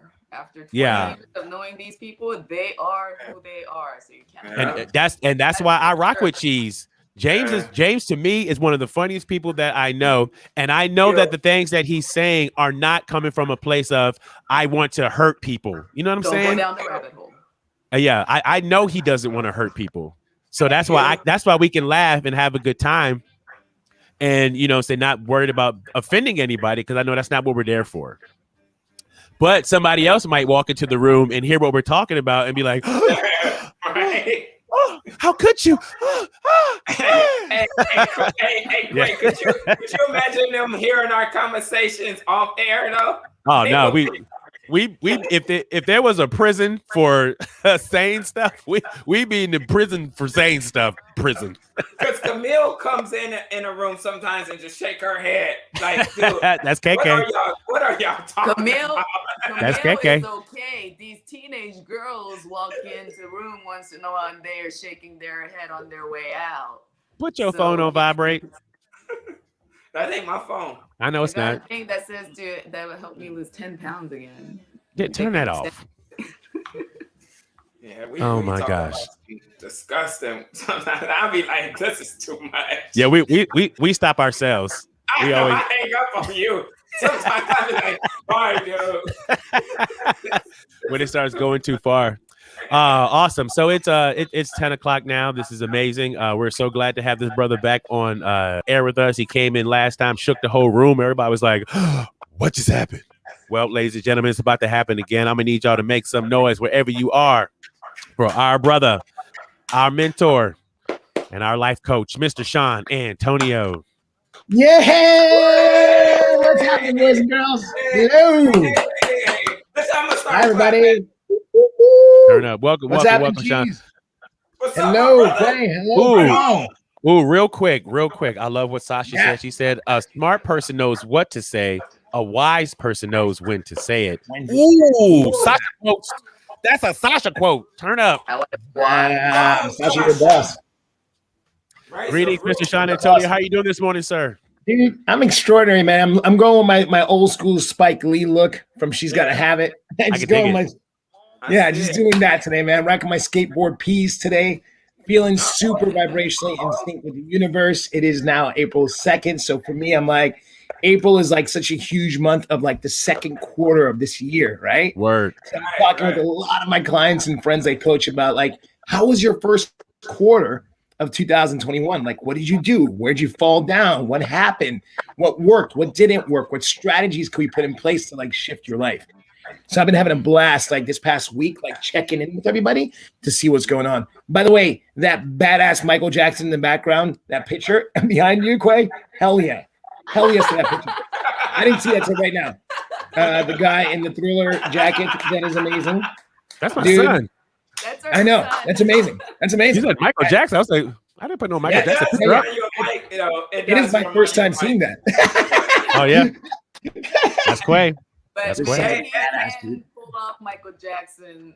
He can pull Michael Jackson off. He could. Yeah. hey, real quick, my brother. You said you got on skateboard P's. So I'm a fan of Wendy Williams, and she has this segment when she goes shoe cam. Can we see the shoes? Because I'm a shoe head. So man, I'm not rocking shoes today. I'm rocking socks and sandals. No, I'm not even pretend. Boom, rocking socks and sandals. Okay, I thought you said you rocking your skateboard. Yeah, my shirt's all skateboard, right? Okay, yeah. I mean, my shoe collection's stupid though. I do have a pretty intense shoe collection. I could show off and do that, but it doesn't matter. We're not here for shoe collection. Were those Gucci slippers? What kind of slippers were those? Were those Gucci slippers? IKEA slippers, my friend. Found them at IKEA. I saw them. I had to have them. Had to. Oh, those look comfortable. You don't. They're so comfortable. Hey, I got you those really nice ones. Come on. Yes, my wife got me some Danish. There you go. So, yeah, you know exactly. I got clogs. Yeah, dude. I was a guy though. Cheese. Just to answer your question, dude. I was a guy when the pandemic started. I was dressing up everything from head to toe. Then I realized people were only seeing me from like chest up. So I'm like, why am I dressing up? So I stopped doing that. But I still rock the full outfit and that. Yeah. So what's happening, everybody? What's the vibration? What did I miss? What's going on? Thank you for having me back on the show. First of all, hi, everybody out there watching. Shawn Antonio here, back for another round. Boom, boom, boom. So the last thing we were talking about is when you offend somebody, you know what I'm saying? Like let's say you post something on your social media that you thought was funny. Okay. And maybe an acquaintance or a friend of yours hit you up, was like, hey, you know, what you put I thought was really insensitive and it hurt my feelings. What is your reaction to that when your friend hits you up and be like, your post offended me? Oh, that's easy. I asked him, what did I say that offended you? So I asked him, what did I put up that offended you? And if so, if they haven't, the answer for that, hug slippers, that's awesome. Christy, that's awesome. I asked them, what about my post offended you? And if they actually know what's happening, Christy, if they actually know what's going on for them about it, then I talk about it. It opens up a dialogue, because then we can talk about what that thing I might have put up, how it landed for them, because we say stuff, right, as humans on social media and life, whatever, right? But how things land for people, oftentimes we don't know the impact of what our words have happened or how it occurred for them. I talk about occurring a lot when I coach people about how we occur. And you might have put it up in all innocence, making a joke, or because you can't. The problem with texting and social media, at least I've seen, is that there's no tone to it. So if somebody's putting up something that's supposed to be a joke and it doesn't occur that way for that person, it lands off color. So I just deal with it. And then I say, hey, what is that issue? What landmine did I step on you? Like what landmine did I trigger for you that kind of came up for you? And if so, let's deal with it. And if I did offend you, I would fully take responsibility, man. Like, I'm the first person to say sorry. I apologize. I'm the first person to take it down if it did cause some kind of like rift in the universe. But I'm just really mindful, especially as a life coach. I'm really mindful of what I put out there in the world. And I'm really mindful of what moods I'm in before I press, boom, because you never know how it could come off. And if you fucked it up, just say my bad. I apologize. I'm sorry. I didn't mean to offend you, person. And that's it. Or explain to them the dialogue with which you had for yourself that you put that thing up, because it wasn't meant to offend. I don't think people are out on social media trying to offend their friends, right? I don't think any of us on the show or anybody watching this is that person that goes, let me put this shit up and piss off people. Nope, I don't think so. And if you are that person, you can suck a dick. It's not cool. Not cool. So, word. Yeah. Clean up, dude. Exactly. The biggest thing I'll say about that real quick, everybody listening to, is when it's your bad, take responsibility and move the fuck on. Just say, I'm sorry, my bad, I apologize. Then clean up the mess. And I'll out myself too. 4 years ago, I had a Me Too post. A girlfriend of mine put up a Me Too post that I crossed the line. And I was like, whoa. And you guys know me. I'm like, what does that mean? What did I do? And she put up a post and she just my first name. And she said, he's a life coach and author. And he said this and said that. And I was like, whoa. First of all, I was trying to help you through your divorce and be there for you and support you and let you know that you're loved and taken care of. Me and her best friend, and she's an old friend.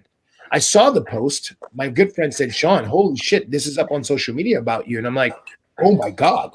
So I immediately texted her best friend and said, hey, can you do a three-way call? Would she allow me to clean up what happened? And we got on the phone. And it took her some time to get through her emotions. A couple days later, we got on the phone. I'm like, hey, just to start off the back, I am so sorry that anything I said that night stepped on your stuff. Because she was raw going through a divorcing a guy who's an alcoholic and drug abuser. And she was, I guess, physically, I don't know if it was a DV, domestic violence situation, but she was distraught. And the night she hung out with us, I was just a love bomb. I was just all love to her. And some of the things I said didn't land well for her. Right? It just didn't. It was off. I was joking, but she hadn't seen me in a decade. So she didn't know, maybe that thing I was saying was joking. So I told her the context of why I was saying it and my intention. I said, I was trying to love you and have you feel like you'll get through this divorce and let you know that we're here for you. And when I hugged you and gave you love, it was all love. There was nothing sexual. There was nothing. I'm a happily married man. There's nothing there. And dude, she listened and said, Shawn, I'm so sorry I did that. I was just in a place of hurt. And the amount of love you threw at me that night, I wasn't ready for it. It occurred differently for me because I was hurting and licking my wounds after a 15-year relationship. And it was the night I left my husband. So I wasn't ready for what you were throwing at me. And I'm like, oh man, I'm so happy to have this conversation. So we cleaned it up. She pulled the post down and she said, "Thank you. And I would love to be your friend moving forward." I was like, and I was nervous, guys, when I called, because I was like, holy shit, did I do something off color?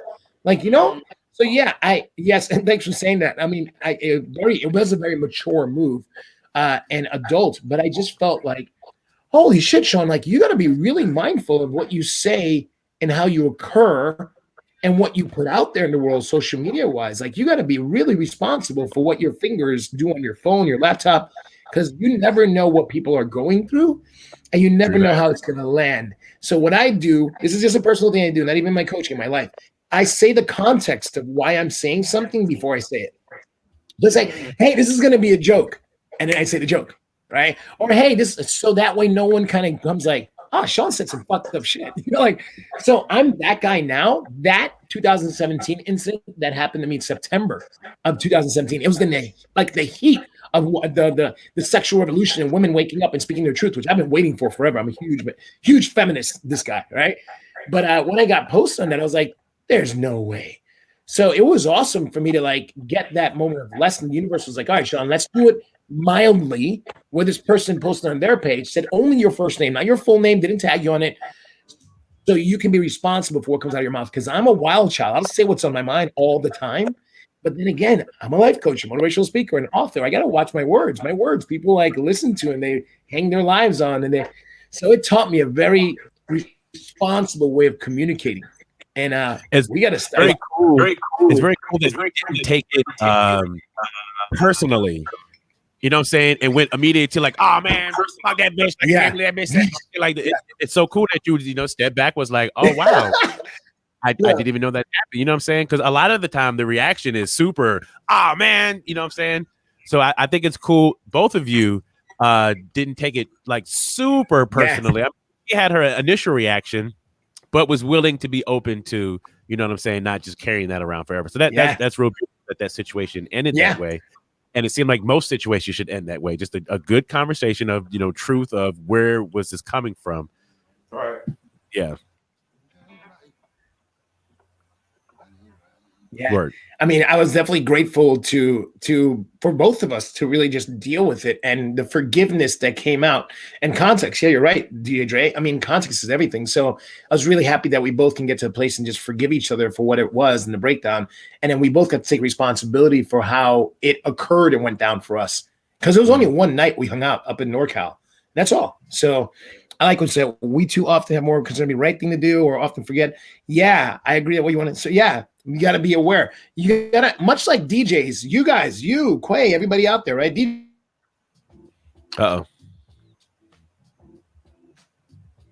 He's going to say that DJs love free money. So if you guys got some free money laying around, to send it to the DJs. DJ Dre, take some of that money. DJ Unique, take some of that money. If you got any of the DJs online, we'll take some of that money. Oh, there we go. We lost you for a second. You want a dime? Yeah, I want a dime. That's awesome. Yeah, I was saying that it's one of those things where we got to be responsible for reading our surroundings. I like what they said about watching who's around you, how you say it, you're occurring about it. Uh-oh. Shawn, your signal's not very strong. All four of you. Where are you? Are we still here? Yes, we're here. I think it might be me. Let me check. I'm seeing you frozen. I see two others moving.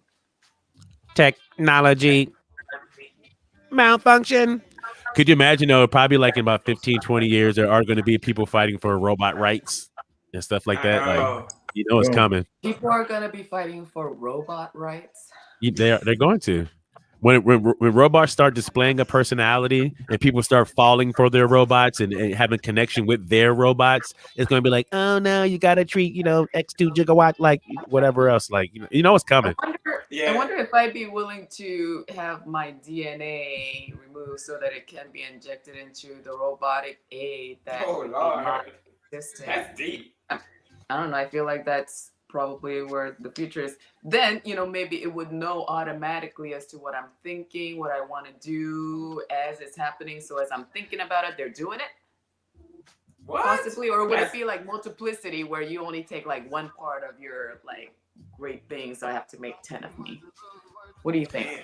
I would love to have a digital copy of me to hang around with. That would be awesome. No, I wouldn't. I would hate myself. I wouldn't. Another me. That's too much. I would love it. I would not want to enter a room where you two are hanging out together. I would We'd be having a circle jack. I'd be like, I bet I can last longer than you. And he'd be like, I bet I can last longer than you. You'll never come longer than me. I'm back, guys. Sorry about that. Thank God you're back, Shawn. I was too positive for my Wi-Fi. I guess it did cancel. You dumb. Quay, you dumb as hell, boy. I know. I can see y'all doing that though. Your robot's like, you'll break your robot. You don't have anything on me. No, but it'll be dope to have a digital version of yourself, because you could turn that off. You know what I'm saying? You could put you in the closet somewhere and be like, okay, Quay, I'm done with you for today, and just sit Quay in the closet. Like, you know what I'm saying? I'm just saying. It'll be awesome. I could play basketball with myself, and it'll be awesome. You see what Sasha says? She says, I like being by myself, but I definitely don't want to hang around another version of me. I think you'd be the same. You would be so annoyed by you. I would love me. Oh, you guys are kidding. About yourself. I would love to hang out with me. I think that would be awesome. I would really love for you to hang out with you for a week. You would like it. I would. I'm telling you. Oh my yes, God. I would. Wait a minute. What are you guys telling me right now? Do you know how annoying you are? You would annoy You're annoying, dude. The other personality wants to be quiet. Let's be honest, brother. Loud and obnoxious together, you would totally fight. It would depend on which Gemini twin was working in the system at that one time. Like if Quiet Quay can't be with Loud Quay, but Loud Quay can be with Loud Quay, and Quiet Quay can be with Quiet Quay. Exactly. But you can't reverse it. I would love to meet Quiet Quay. I ain't never met him before. Where he at? Quiet Quay is real. That's a real. He exists. I ain't never met him. How long I know you? If I'm working on something, if he was to out like partying out at a club, turn up. Them would do great. Yes. Oh, that would be fun. Two of them were just I take y'all out. Closed doors, nothing. But even two Quiet Quays would study, and I'd be like, "Oh, did you come on that part of the book? What did you think about that part of the book?" And we would share with one another. Come on, y'all. Y'all don't know all the schedule was in sync. I don't. Yes, we gotta align our menstrual cycles. Like if we aligned our menstrual cycles, then it would be awesome. I could just see the distractions happening together, the bird flying together. I got a nephew, man, and his personality is so much like mine. By the end of the day, I'll be wanting to punch him in his face, and I'm like, damn, he's me though. He's so annoying, dude. I swear, this kid, I love him, but he's so annoying. He's so much like me though. And he know how to get under your skin and say things that you'd be like, dude. So I would not want to be. I would not want to. What did I miss? Cheese? I heard some good stuff. Oh, they talk about if I had like a robot version of myself, how I would annoy myself. And I think that they are totally incorrect. They are totally incorrect. I would love to hang out with another duplicate copy of me. I think it would be awesome. Especially if my Gemini sign lined up with, Exciting Quay hanging out with Exciting Quay and Quiet Quay hanging out with Quiet Quay, it would be absolutely amazing, and you would just dance to the sunset. Woo, he don't know what he's asking for. Whatever. You guys are tripping. Anyway, I love that idea. Your doppelganger, just another you. Okay. Yes. I don't know. The world would have some issues for sure. Yeah. So, Shawn, while your system is up and running, so where we at, boys and girls? I got a question for you. Lady. Yeah, I got a question for you. Okay, I would like to learn how to motivate people to get the best out of them. By you still want to be stern because you want to get what needs to be done, but you don't want them to be butthurt by what you tell them. So how do you motivate people without hurting them? And actually, pulling out what you need for them to get the job done.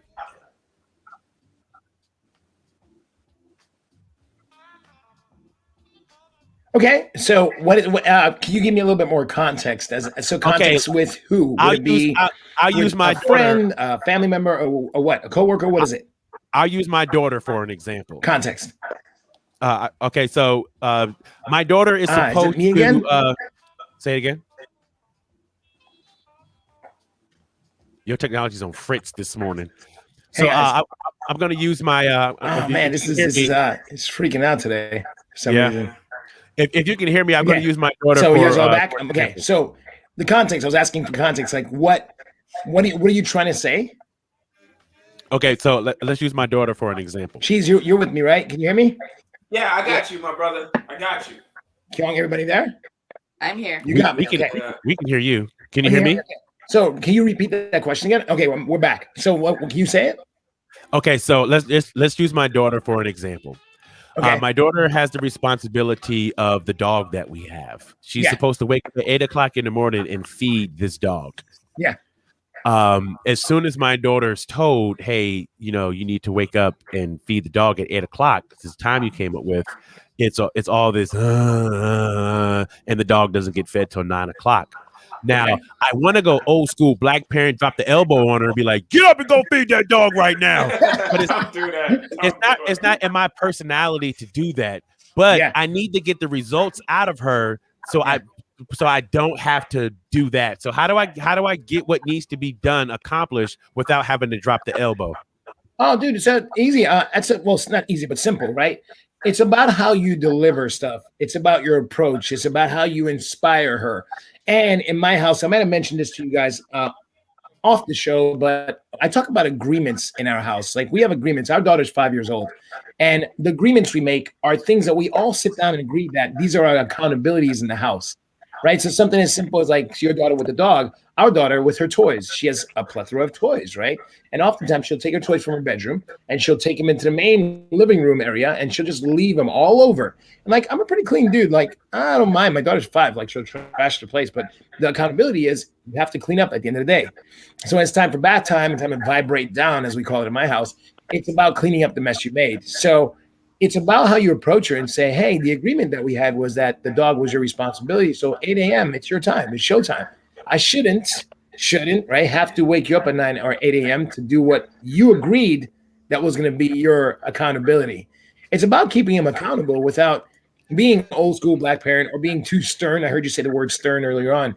It's really about inspiring them to take responsibility for what they said they wanted. She's the one that signed up for this whole thing, right? So it's kindness, and it's without you being super helicopter parents, which it's funny you said that because I'm literally, and you guys take a note of this, it's the book I'm reading right now, Hunt, Gather, Parent. And it's about ancient humans, right? So the ancient cultures, what it can teach us about the lost art of raising helpful, happy little humans or happy, helpful humans, right? This book, I'm always, by the way, I have a thing called ABR, always be reading, like always be reading something, always be expanding. So this is my newest thing. I just opened it up this week. And I'm a pretty great parent, but at the same time, I'm always about expanding on anything that's going to help you become a better human, right? So it's just about presentation and have a conversation maybe today with your daughter and say, hey, so every morning I gotta wake you up at 8 a.m. and it's a struggle and you have this like attitude and then what's going on? Talk to her about it. Maybe there's a way you can support her as a parent and getting up at 8 a.m. and doing what there is to do. Maybe there's a system you guys can create that's a playful system of some sort where she has like, she presses a button and the dog food flies into the bowl and the dog comes right. Like, I don't know. And I think I said this to Kyung earlier on this week, we were talking about adding play to life. Because as parents, we get so like, do this and do that. And then we often, unfortunately, become our parents sometimes because we're so like militant about these are the things you need to do and these are the rules. We don't even use the word rules in my house. We use agreements because in that way we can all agree on what we want to do. And it just makes it easier. Like in my house, there's never strife about who's responsible for what because we just know our roles. We know our commitments. And we just do it. And like I said, approach and play and delivery. Inspire her instead of being like, old school elbow, So that's some of the approach. That's, a couple different ways to kind of approach it. And at the beginning and middle of the day too, what I know it matters because it's your pet, right? But it doesn't matter if it's 8 o'clock or 9 o'clock, isn't it? As long as she does it, it could be 8:30, like as long as she does it and there's no like breakdown, like that, and find out what that, what's a really powerful thing to grow intimacy with her too, is ask her what that thing she does, what's that about?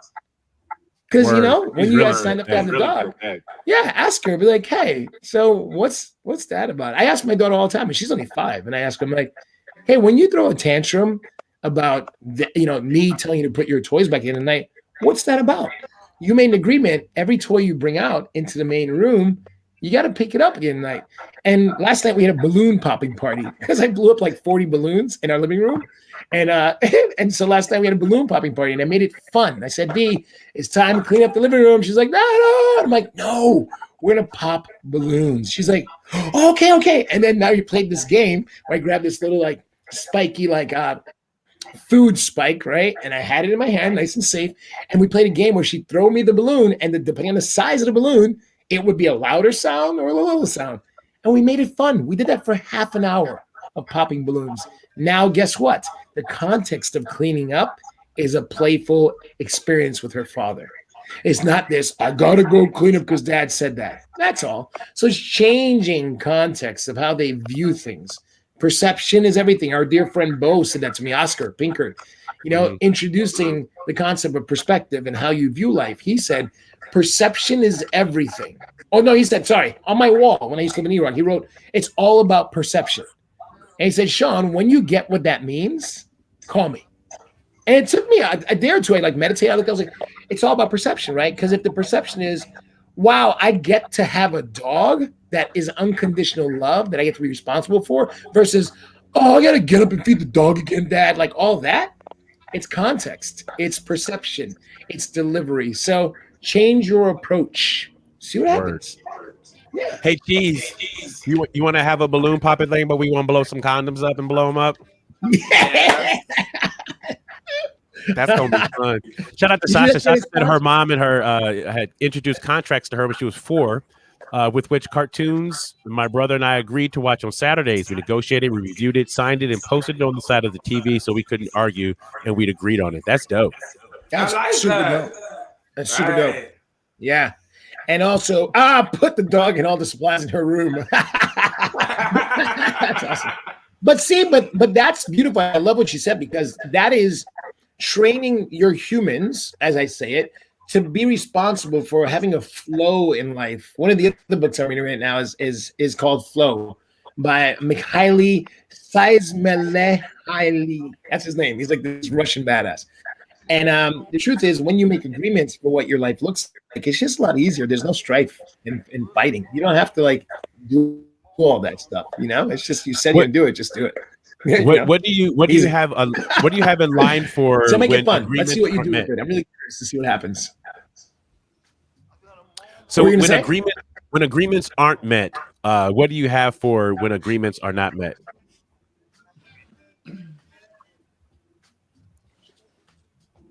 I'm sorry, can you repeat that? Yes, for when agreements are not met.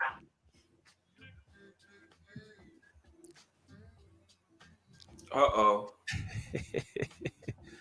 Digital. When the agreements are not met, that's when you beat them down, right? That's when you drop the elbow. Did we write it down? But it is, it's very harsh. Yes.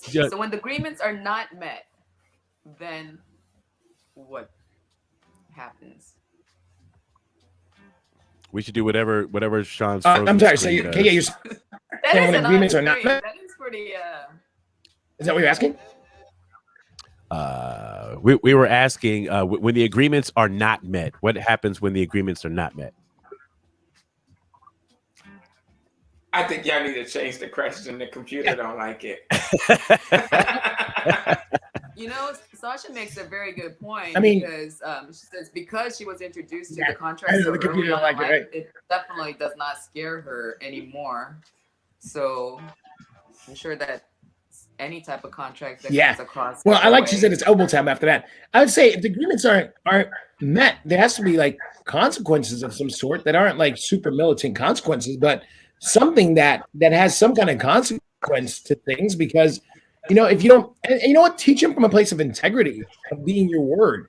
Like a person that is their word and has integrity, life just works. Think about all the times in our life when we keep our word and we have integrity. It is a flow to life, right? So maybe that's the lesson you teach her as well, is honor your agreements, or don't say it. Give your word, or don't say it. Quay, you and I had a conversation about that. And about how, when we give our word, just honor it. And if you're not going to honor it, don't give it. It really is that black and white. And oftentimes we say things to people please or to appease somebody or get them out of your face. You just tell them what you want, what you think they want to hear. But then you gave your word to something you really didn't want to do. So there's got to be some kind of consequences. Like we put our daughter, this is old school stuff. We put our daughter on like timeouts when she throws little tantrums. So like, hey, it's a timeout now. Like you threw a tantrum, you didn't keep your word. It's cool, do your thing, but a timeout. And we pull off her tablet or whatever else there is that she enjoys, so she can learn the lesson. You know what's great about that? Literally within 1 or 2 minutes, she comes to us and she says, "Mom, Dad, I'm sorry," and she takes responsibility for that thing. And then she says, which is so beautiful, she says the why of like why she did it. And that's really cool when she's like, I did this because I didn't want to do this, or I did this because I didn't want to like stop playing. That's our daughter's biggest thing. She's like, Dad, I just never want to stop playing. I'm like, oh my God, you're so my fucking kid. Like I never want to stop playing in life. And that's it. That's her like blanket answer. She's like, I love hanging out with you and mom. So when you tell me to go do something that's not hanging out with your mom, I don't want that. So she says that at 5. So she has the emotional maturity to be honest and say, yeah, nah, I don't want to do that. That's pretty fucking cool. So we've given her that space to do that. And yeah, I like what she's saying about renegotiation between 8:30 and 9. Can you renegotiate? The dog will eat, right? And yes, getting in the habit of just like I said, and I say honoring your word. Were you saying, Quay? No, I was gonna say even between 8:30 and 9. Like sometimes that dog doesn't eat till 11, so it's not it's not like a hey, could you do it at between 8:30 and 9? Like it's bad. And the thing I get that. So maybe up with her own time. Yeah, she created that time. Yeah, she did. Yeah. Well, guys, maybe what there is to do is just have a little quick family conversation, you two, with her, and sit down and say, hey, guys, let's come up with a new agreement. That's it. Renegotiate it and come up with a new agreement. And then you guys be the example of integrity and say for yourselves, like this, let's just say this weekend, Easter weekend, family time, right? This weekend, all of you guys in the house, honor your word and be the example for her. Be the example for all the kids and see what happens. See what they learn and what they do. Because if you're the example, you can say, look, mom and dad keep their word. We say what we're going to do and we do that. And we only say what we can do if we really want to do it. Oh, and I like that you said that, Shawn. I mean, that's pretty, it's pretty fall into that habit, but it's just. While he's frozen, KK, I say we jump her. Let's just jump her. She's bigger than me. I don't know if I can take her. That's why we gonna jump her. I'll hold her. You get some stomach punches in. Just be the her older sister. Oh, they're both together. Uh-oh. Shawn, your thing went boo juice again. What's boo juice? It's delicious. You should try it. It's like green juice, but it's made of boo. It's protein. Oh man, we have to get him. What do we have at our house? The Euro, the thing that makes our signal stronger. Yeah, EROS. Yeah. EROS. EEROS. We need to get one of those things. It's very difficult to get them, and I don't know if contract because we have things that are written. Even the cleaning schedule for the bathroom, there's like 1, 2, 3, 4 steps that we say this is what you need to do in order for you to say the bathroom is clean. But when I go in there after it's clean and the toilet hasn't been, whatever this part, or I see little, I'm so happy to be here. So it's like, so with the consequences, so is it a conversation with them? Like, what should the consequences be? Like, how do you come up with the consequences? That's like, not a punch to the face. I do feel we are not communicating correctly, but I don't know what that correct way is. We try different ways to negotiate, to punish, to demand, to work together. It doesn't seem to work very well. And I don't know at what end, like, what is perfect parenting? What is good parenting? What is great? What is bad? Like, am I being bad? Because clearly, if I was a good parent, they would listen to the parents. But DJ Dre, she'll just feed herself. I feel I am affected because what they do is an extension of me. So now I'm saying, what am I doing wrong? But how do I correct? Because I don't know what I'm doing wrong to correct that correction. Well, yeah, but also too, guys, and I'm back. I'm on my phone now, so I should be good now. All right, so I would say, I mean, it sounds like you guys are just hitting some walls, right? And that there just need to be a conversation. Yeah, my Christy, you're right. My internet connection is fired. I fired it. Totally fired. I'm on my phone. I'm like, fuck it. All right, so I mean, the deal is like, I get it. It's frustrating as a parent to like have your kid not like align with what they said they want to do. It's just simple. Just renegotiate, restart, and just reestablish what integrity looks like. And then be the example for them. And that's it. And make it fun, make it light, make it easy. It doesn't have to be hard, right? Like feeding the dog is just one of the things, right? It's not about feeding the dog. It's about her being her word and honoring her agreement, right? Mm-hmm. Yeah. So that's it. Keep it simple. Don't make it a super heavy, like, you know, and I totally get the fucking elbow, Quay. Because sometimes with our 5-year-old, I'm always like this, as you guys know. Always light and fun and playful. But every once in a while, I'm like, fucking kid, you know, come on, man. Like, why is this all happening over something so simple? But you just got to put aside that frustration and just kind of power through it and just go, okay, boom. And that's it. Establish new boundaries. So I'm glad you said that. So my question is, if you can tap into and go into the importance, and this goes to me and anybody else, especially that either has friends, a spouse, children, cousins, siblings. How important is it to be your best self for others? Oh man, that's everything, Quay. I mean, that's everything, because if we're showing up as the best version of ourselves at all times, right? We can only inspire others to do so. And when you show up being that, it opens up a conversation and experience with that person, friend, family, cousin, sister, whatever, business partner. It opens up a space for them to be authentically themselves too. Dude, so many times in my life, whether I'm in coach mode or just hanging out with friends when the world was open, even now, the past year in pandemic, dude, when I'm vulnerable and like straight up honest, like I mentioned with you guys last time, you know, my dad passed away on December 22nd last year to COVID. And here we are. I'm, 90 days out, 3 months and 10 days out since he's passed. Me being vulnerable this entire time, crying, going through the moments and sharing with everybody that's reached out to me and whatever, right? Man, it's opened up so many new conversations for me and all the people in my life. Because now they're telling me how they feel and what's going on for them. And it's beautiful. You have to be your best version. And here's a caveat to that. If you're struggling with something before you walk into a room or a conversation, I'd say do this exercise. Stop and take yourself out of the situation. Go outside, take a deep breath, look around, and reset. Reset yourself. Whatever energy you're carrying or whatever things going on around you that's not theirs, and it's your breakdown or your upset, your thing, you're bringing that energy, that conversation to the room. That's your bad. So say and I love this quote I found a while back, and it says, was it a bad day or was it a bad 5 minutes that you milked all day? Mm-hmm. Right? And oftentimes we have this 5-minute window of something that happens, right? And then we milk it all day. Cheese, last time I was on the show, we talked about that person that cut you off. Right. That's a 10-second experience for you.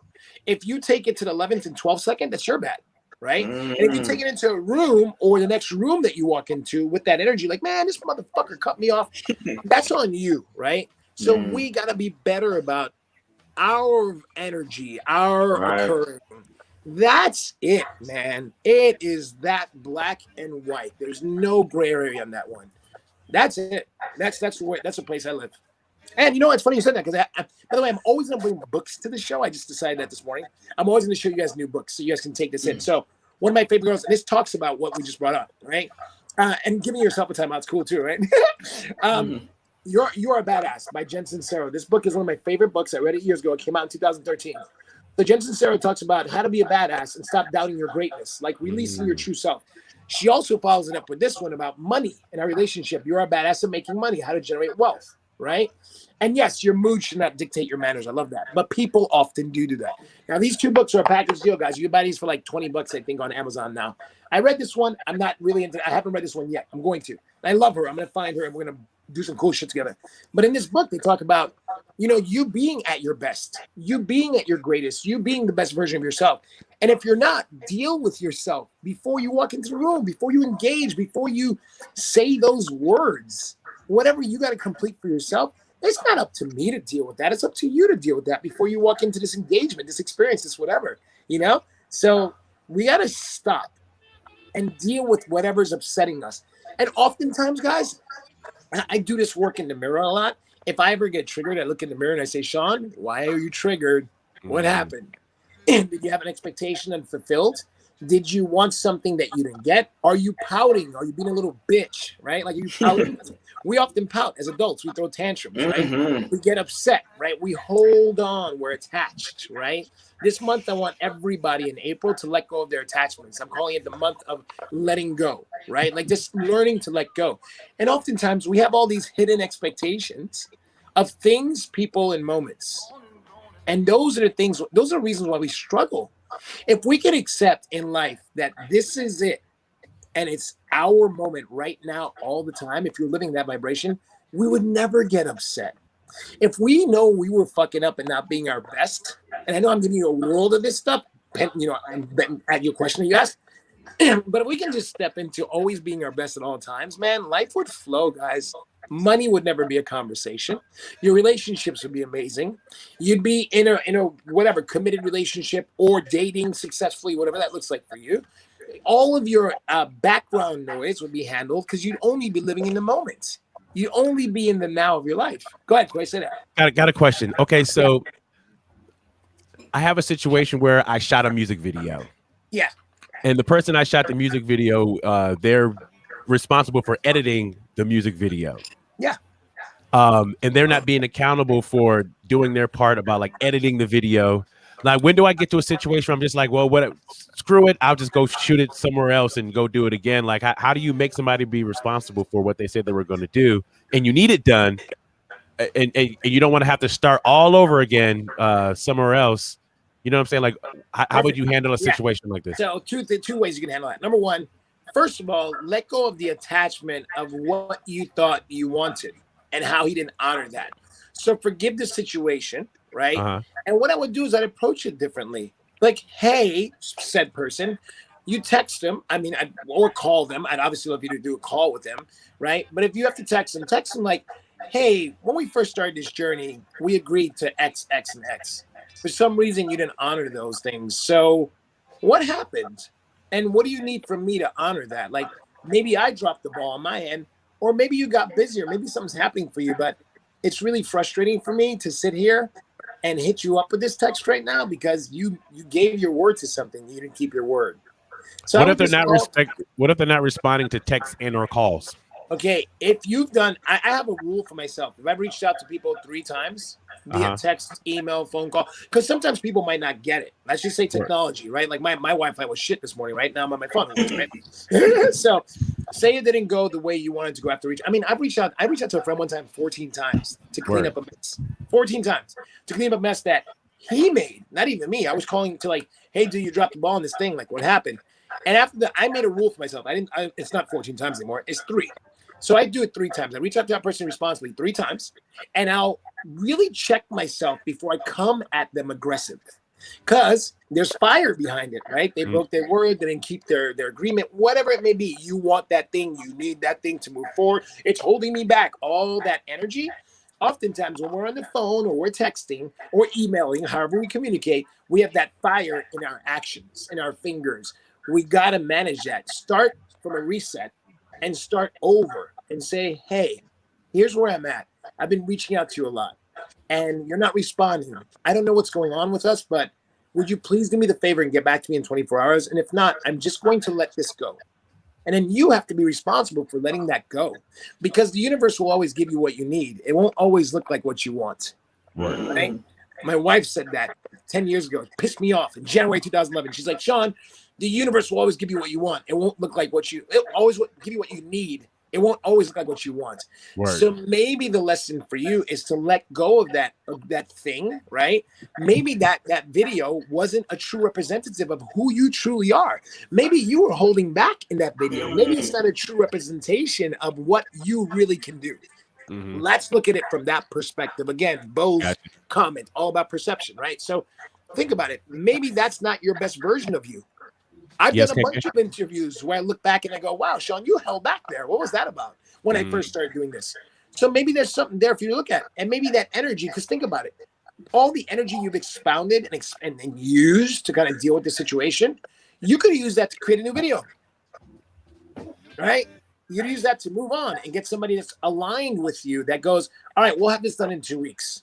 And it's done in 2 weeks. And then you move forward to the next thing. Go ahead. The entitled video? Yes. Is this I think Yes. Shawn is right. I truly feel like it is something that the universe is telling him it needs to be redone, because I mean, before this video was even shot, there's certain history that we know of this man that he's working with.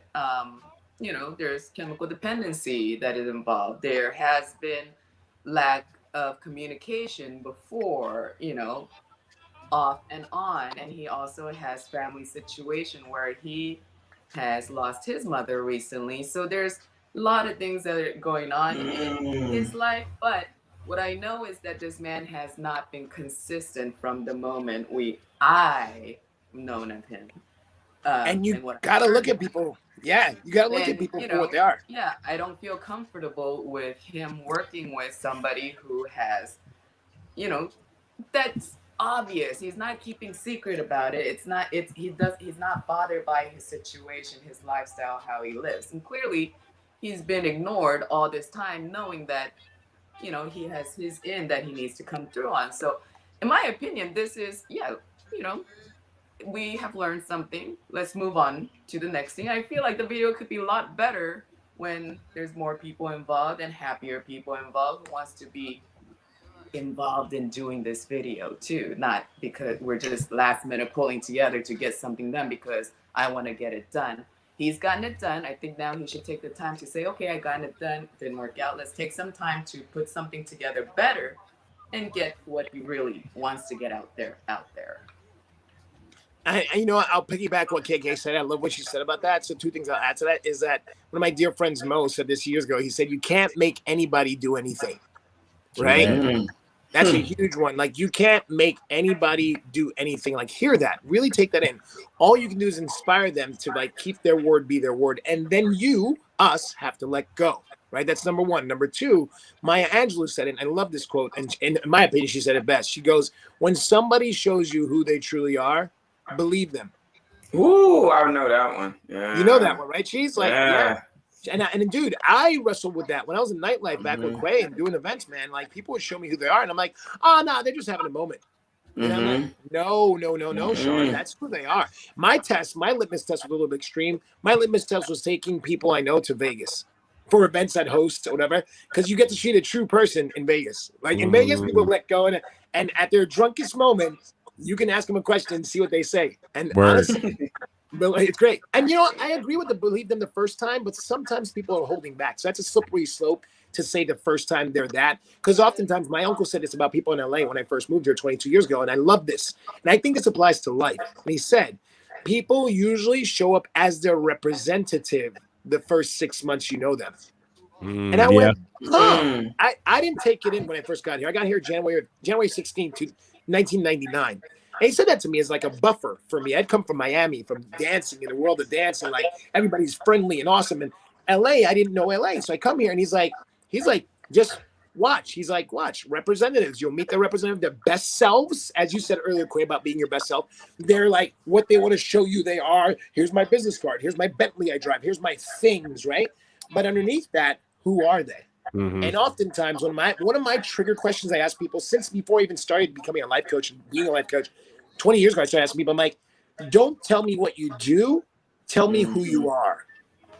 So don't give me the business card. Don't show me your Bentley. Don't do any of that. I don't care where your clothes came from. I want to know who are you. And if we have a great vibration, then it's game on. If you're just all about the things on the outside and showing off, I don't get to know the true you, because you are not what you do until you live your purpose. Like, I'm living my purpose. I've been coaching since I was in my teens. I'm 46 now. I didn't know life coaching was a thing until 2003 when I started diving into becoming this person. But truth be told, we got to get responsible for how we hold on to shit that may not be ours. This is a lesson. KK said it. The guy has a lot going on, right? And we have to be considered and considerate of the fact that maybe he had a relapse. Maybe he's struggling with his mom's death. I know I struggled with my dad's death. My friends you guys gave me space. My first couple months, people were like, Shawn, I get it. And I was like, yes, I need fucking space, right? So where was I 28 years ago, Laura? I was, what was it, 28 years ago? 47. So I was like in my teens doing dumb shit. So making mistakes, right? But truth be told, we got to be better about that. So I hear you. And yes, I agree. The people that from LA, the reputation, a lot of the people that come to LA invent themselves as somebody different. Angelinos usually are pretty cool people, at least in my experience of seeing people. I'll say that, right? So that being said, we got to be responsible, man, for what we say. So Quay, if I were you, man, right now, 10:50 a.m. on April 2nd, 2021, wash your hands, dude. Wash your hands, right? Either wash your hands and or for your own sake and completion of your heart, shoot that final text out. Like, hey, I really wanted this thing and I'm it's been disappointing. However, I don't want to put words in your mouth. Whatever your emotional status of it is / completion, because for you, I want you to attack it with this will be the last communication I have with this person. I'll either get what I want or I won't. And you got to be okay with that. Yeah. You got to be okay with that. And then, like KK said, move on. Maybe you weren't your best self in that thing. Maybe it's just some, you committed to like, the ideas of it or the money you spent or the time you wasted. I say today, stop wasting time. Word. That's it. That's it.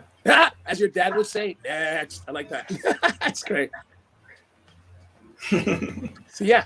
That's KK, did you guys have any questions for Shawn? Let's do that.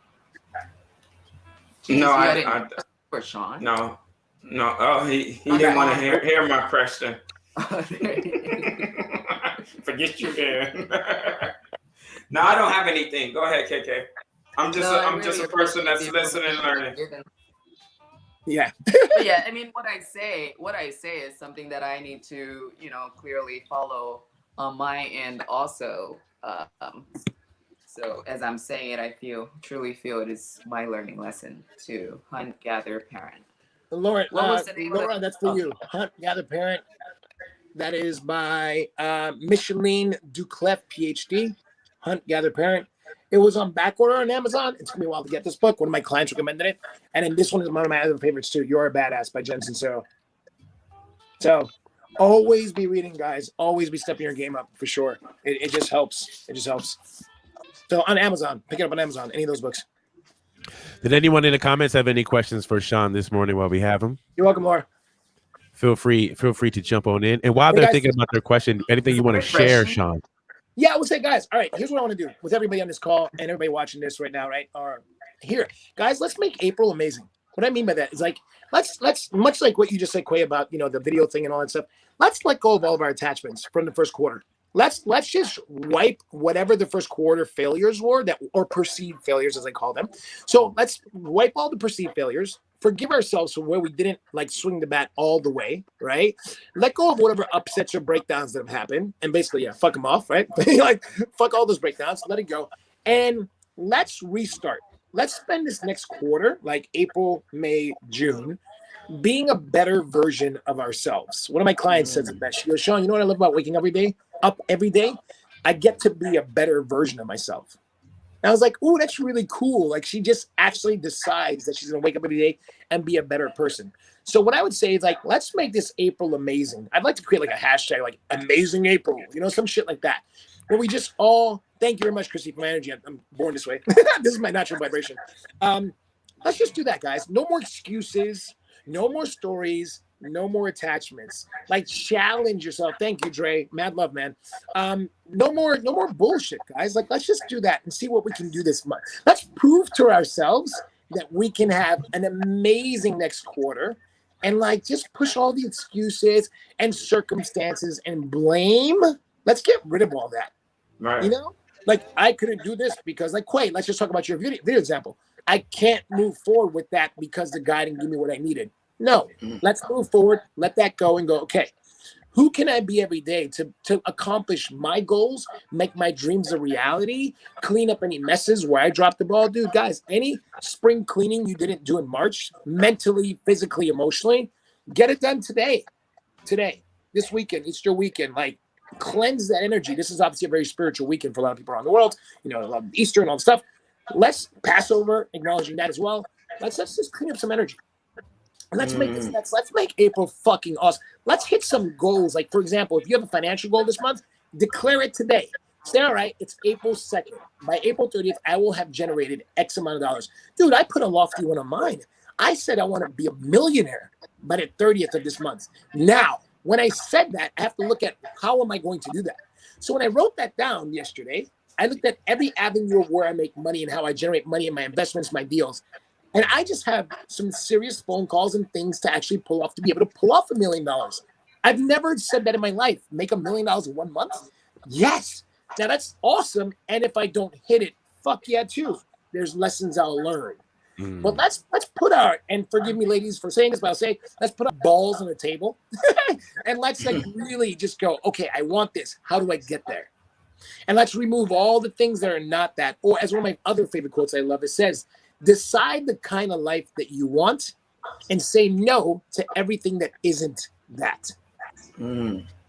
So again, decide the kind of life you want today, and everything that's not aligned with that, don't give it your attention. Period. Word. That's it. Like, it's really black and white. Straight up. So that's my like advice. And guys, if anybody has questions, please. And I'll just plug my social media too, guys. My Instagram I just recently started is Shawn Antonio Life Coaching, ShawnAntonio Life Coaching. That's a new one that I put up together about 6 months ago, I think. And it's all my daily inspirations Monday through Friday. If you want to find me, I'm on ShawnAntonio.com. You can go there, email me, reach out, take my free courses, follow on all my social media stuff, see more interviews I've done like that. And if you want to personally reach out to me, you can email me straight up, Shawn at Shawn Antonio Life Coaching. Come straight to me. And we can talk about sessions. I do couples therapy. I do sessions. I do any of that stuff. And when I make that million, Laura, just send me your Venmo. Text me your Venmo, and I'll go ahead and send it. I'll send you a couple bucks. Better yet, he'll help you make your own. How about that? Yeah. I like that. How about that, Laura? Yeah, find me, Laura. Let's get you to $1 million. So we can both talk about it, right? Well, high five with our masks and our vaccinations and all that good shit, right? Nice. But yeah, guys, I just want to say I love being on the show. And for you listeners and everybody on here, they have given me the pleasure of being on once a month. So it's always going to be the first Friday of every month I'll be on with you guys.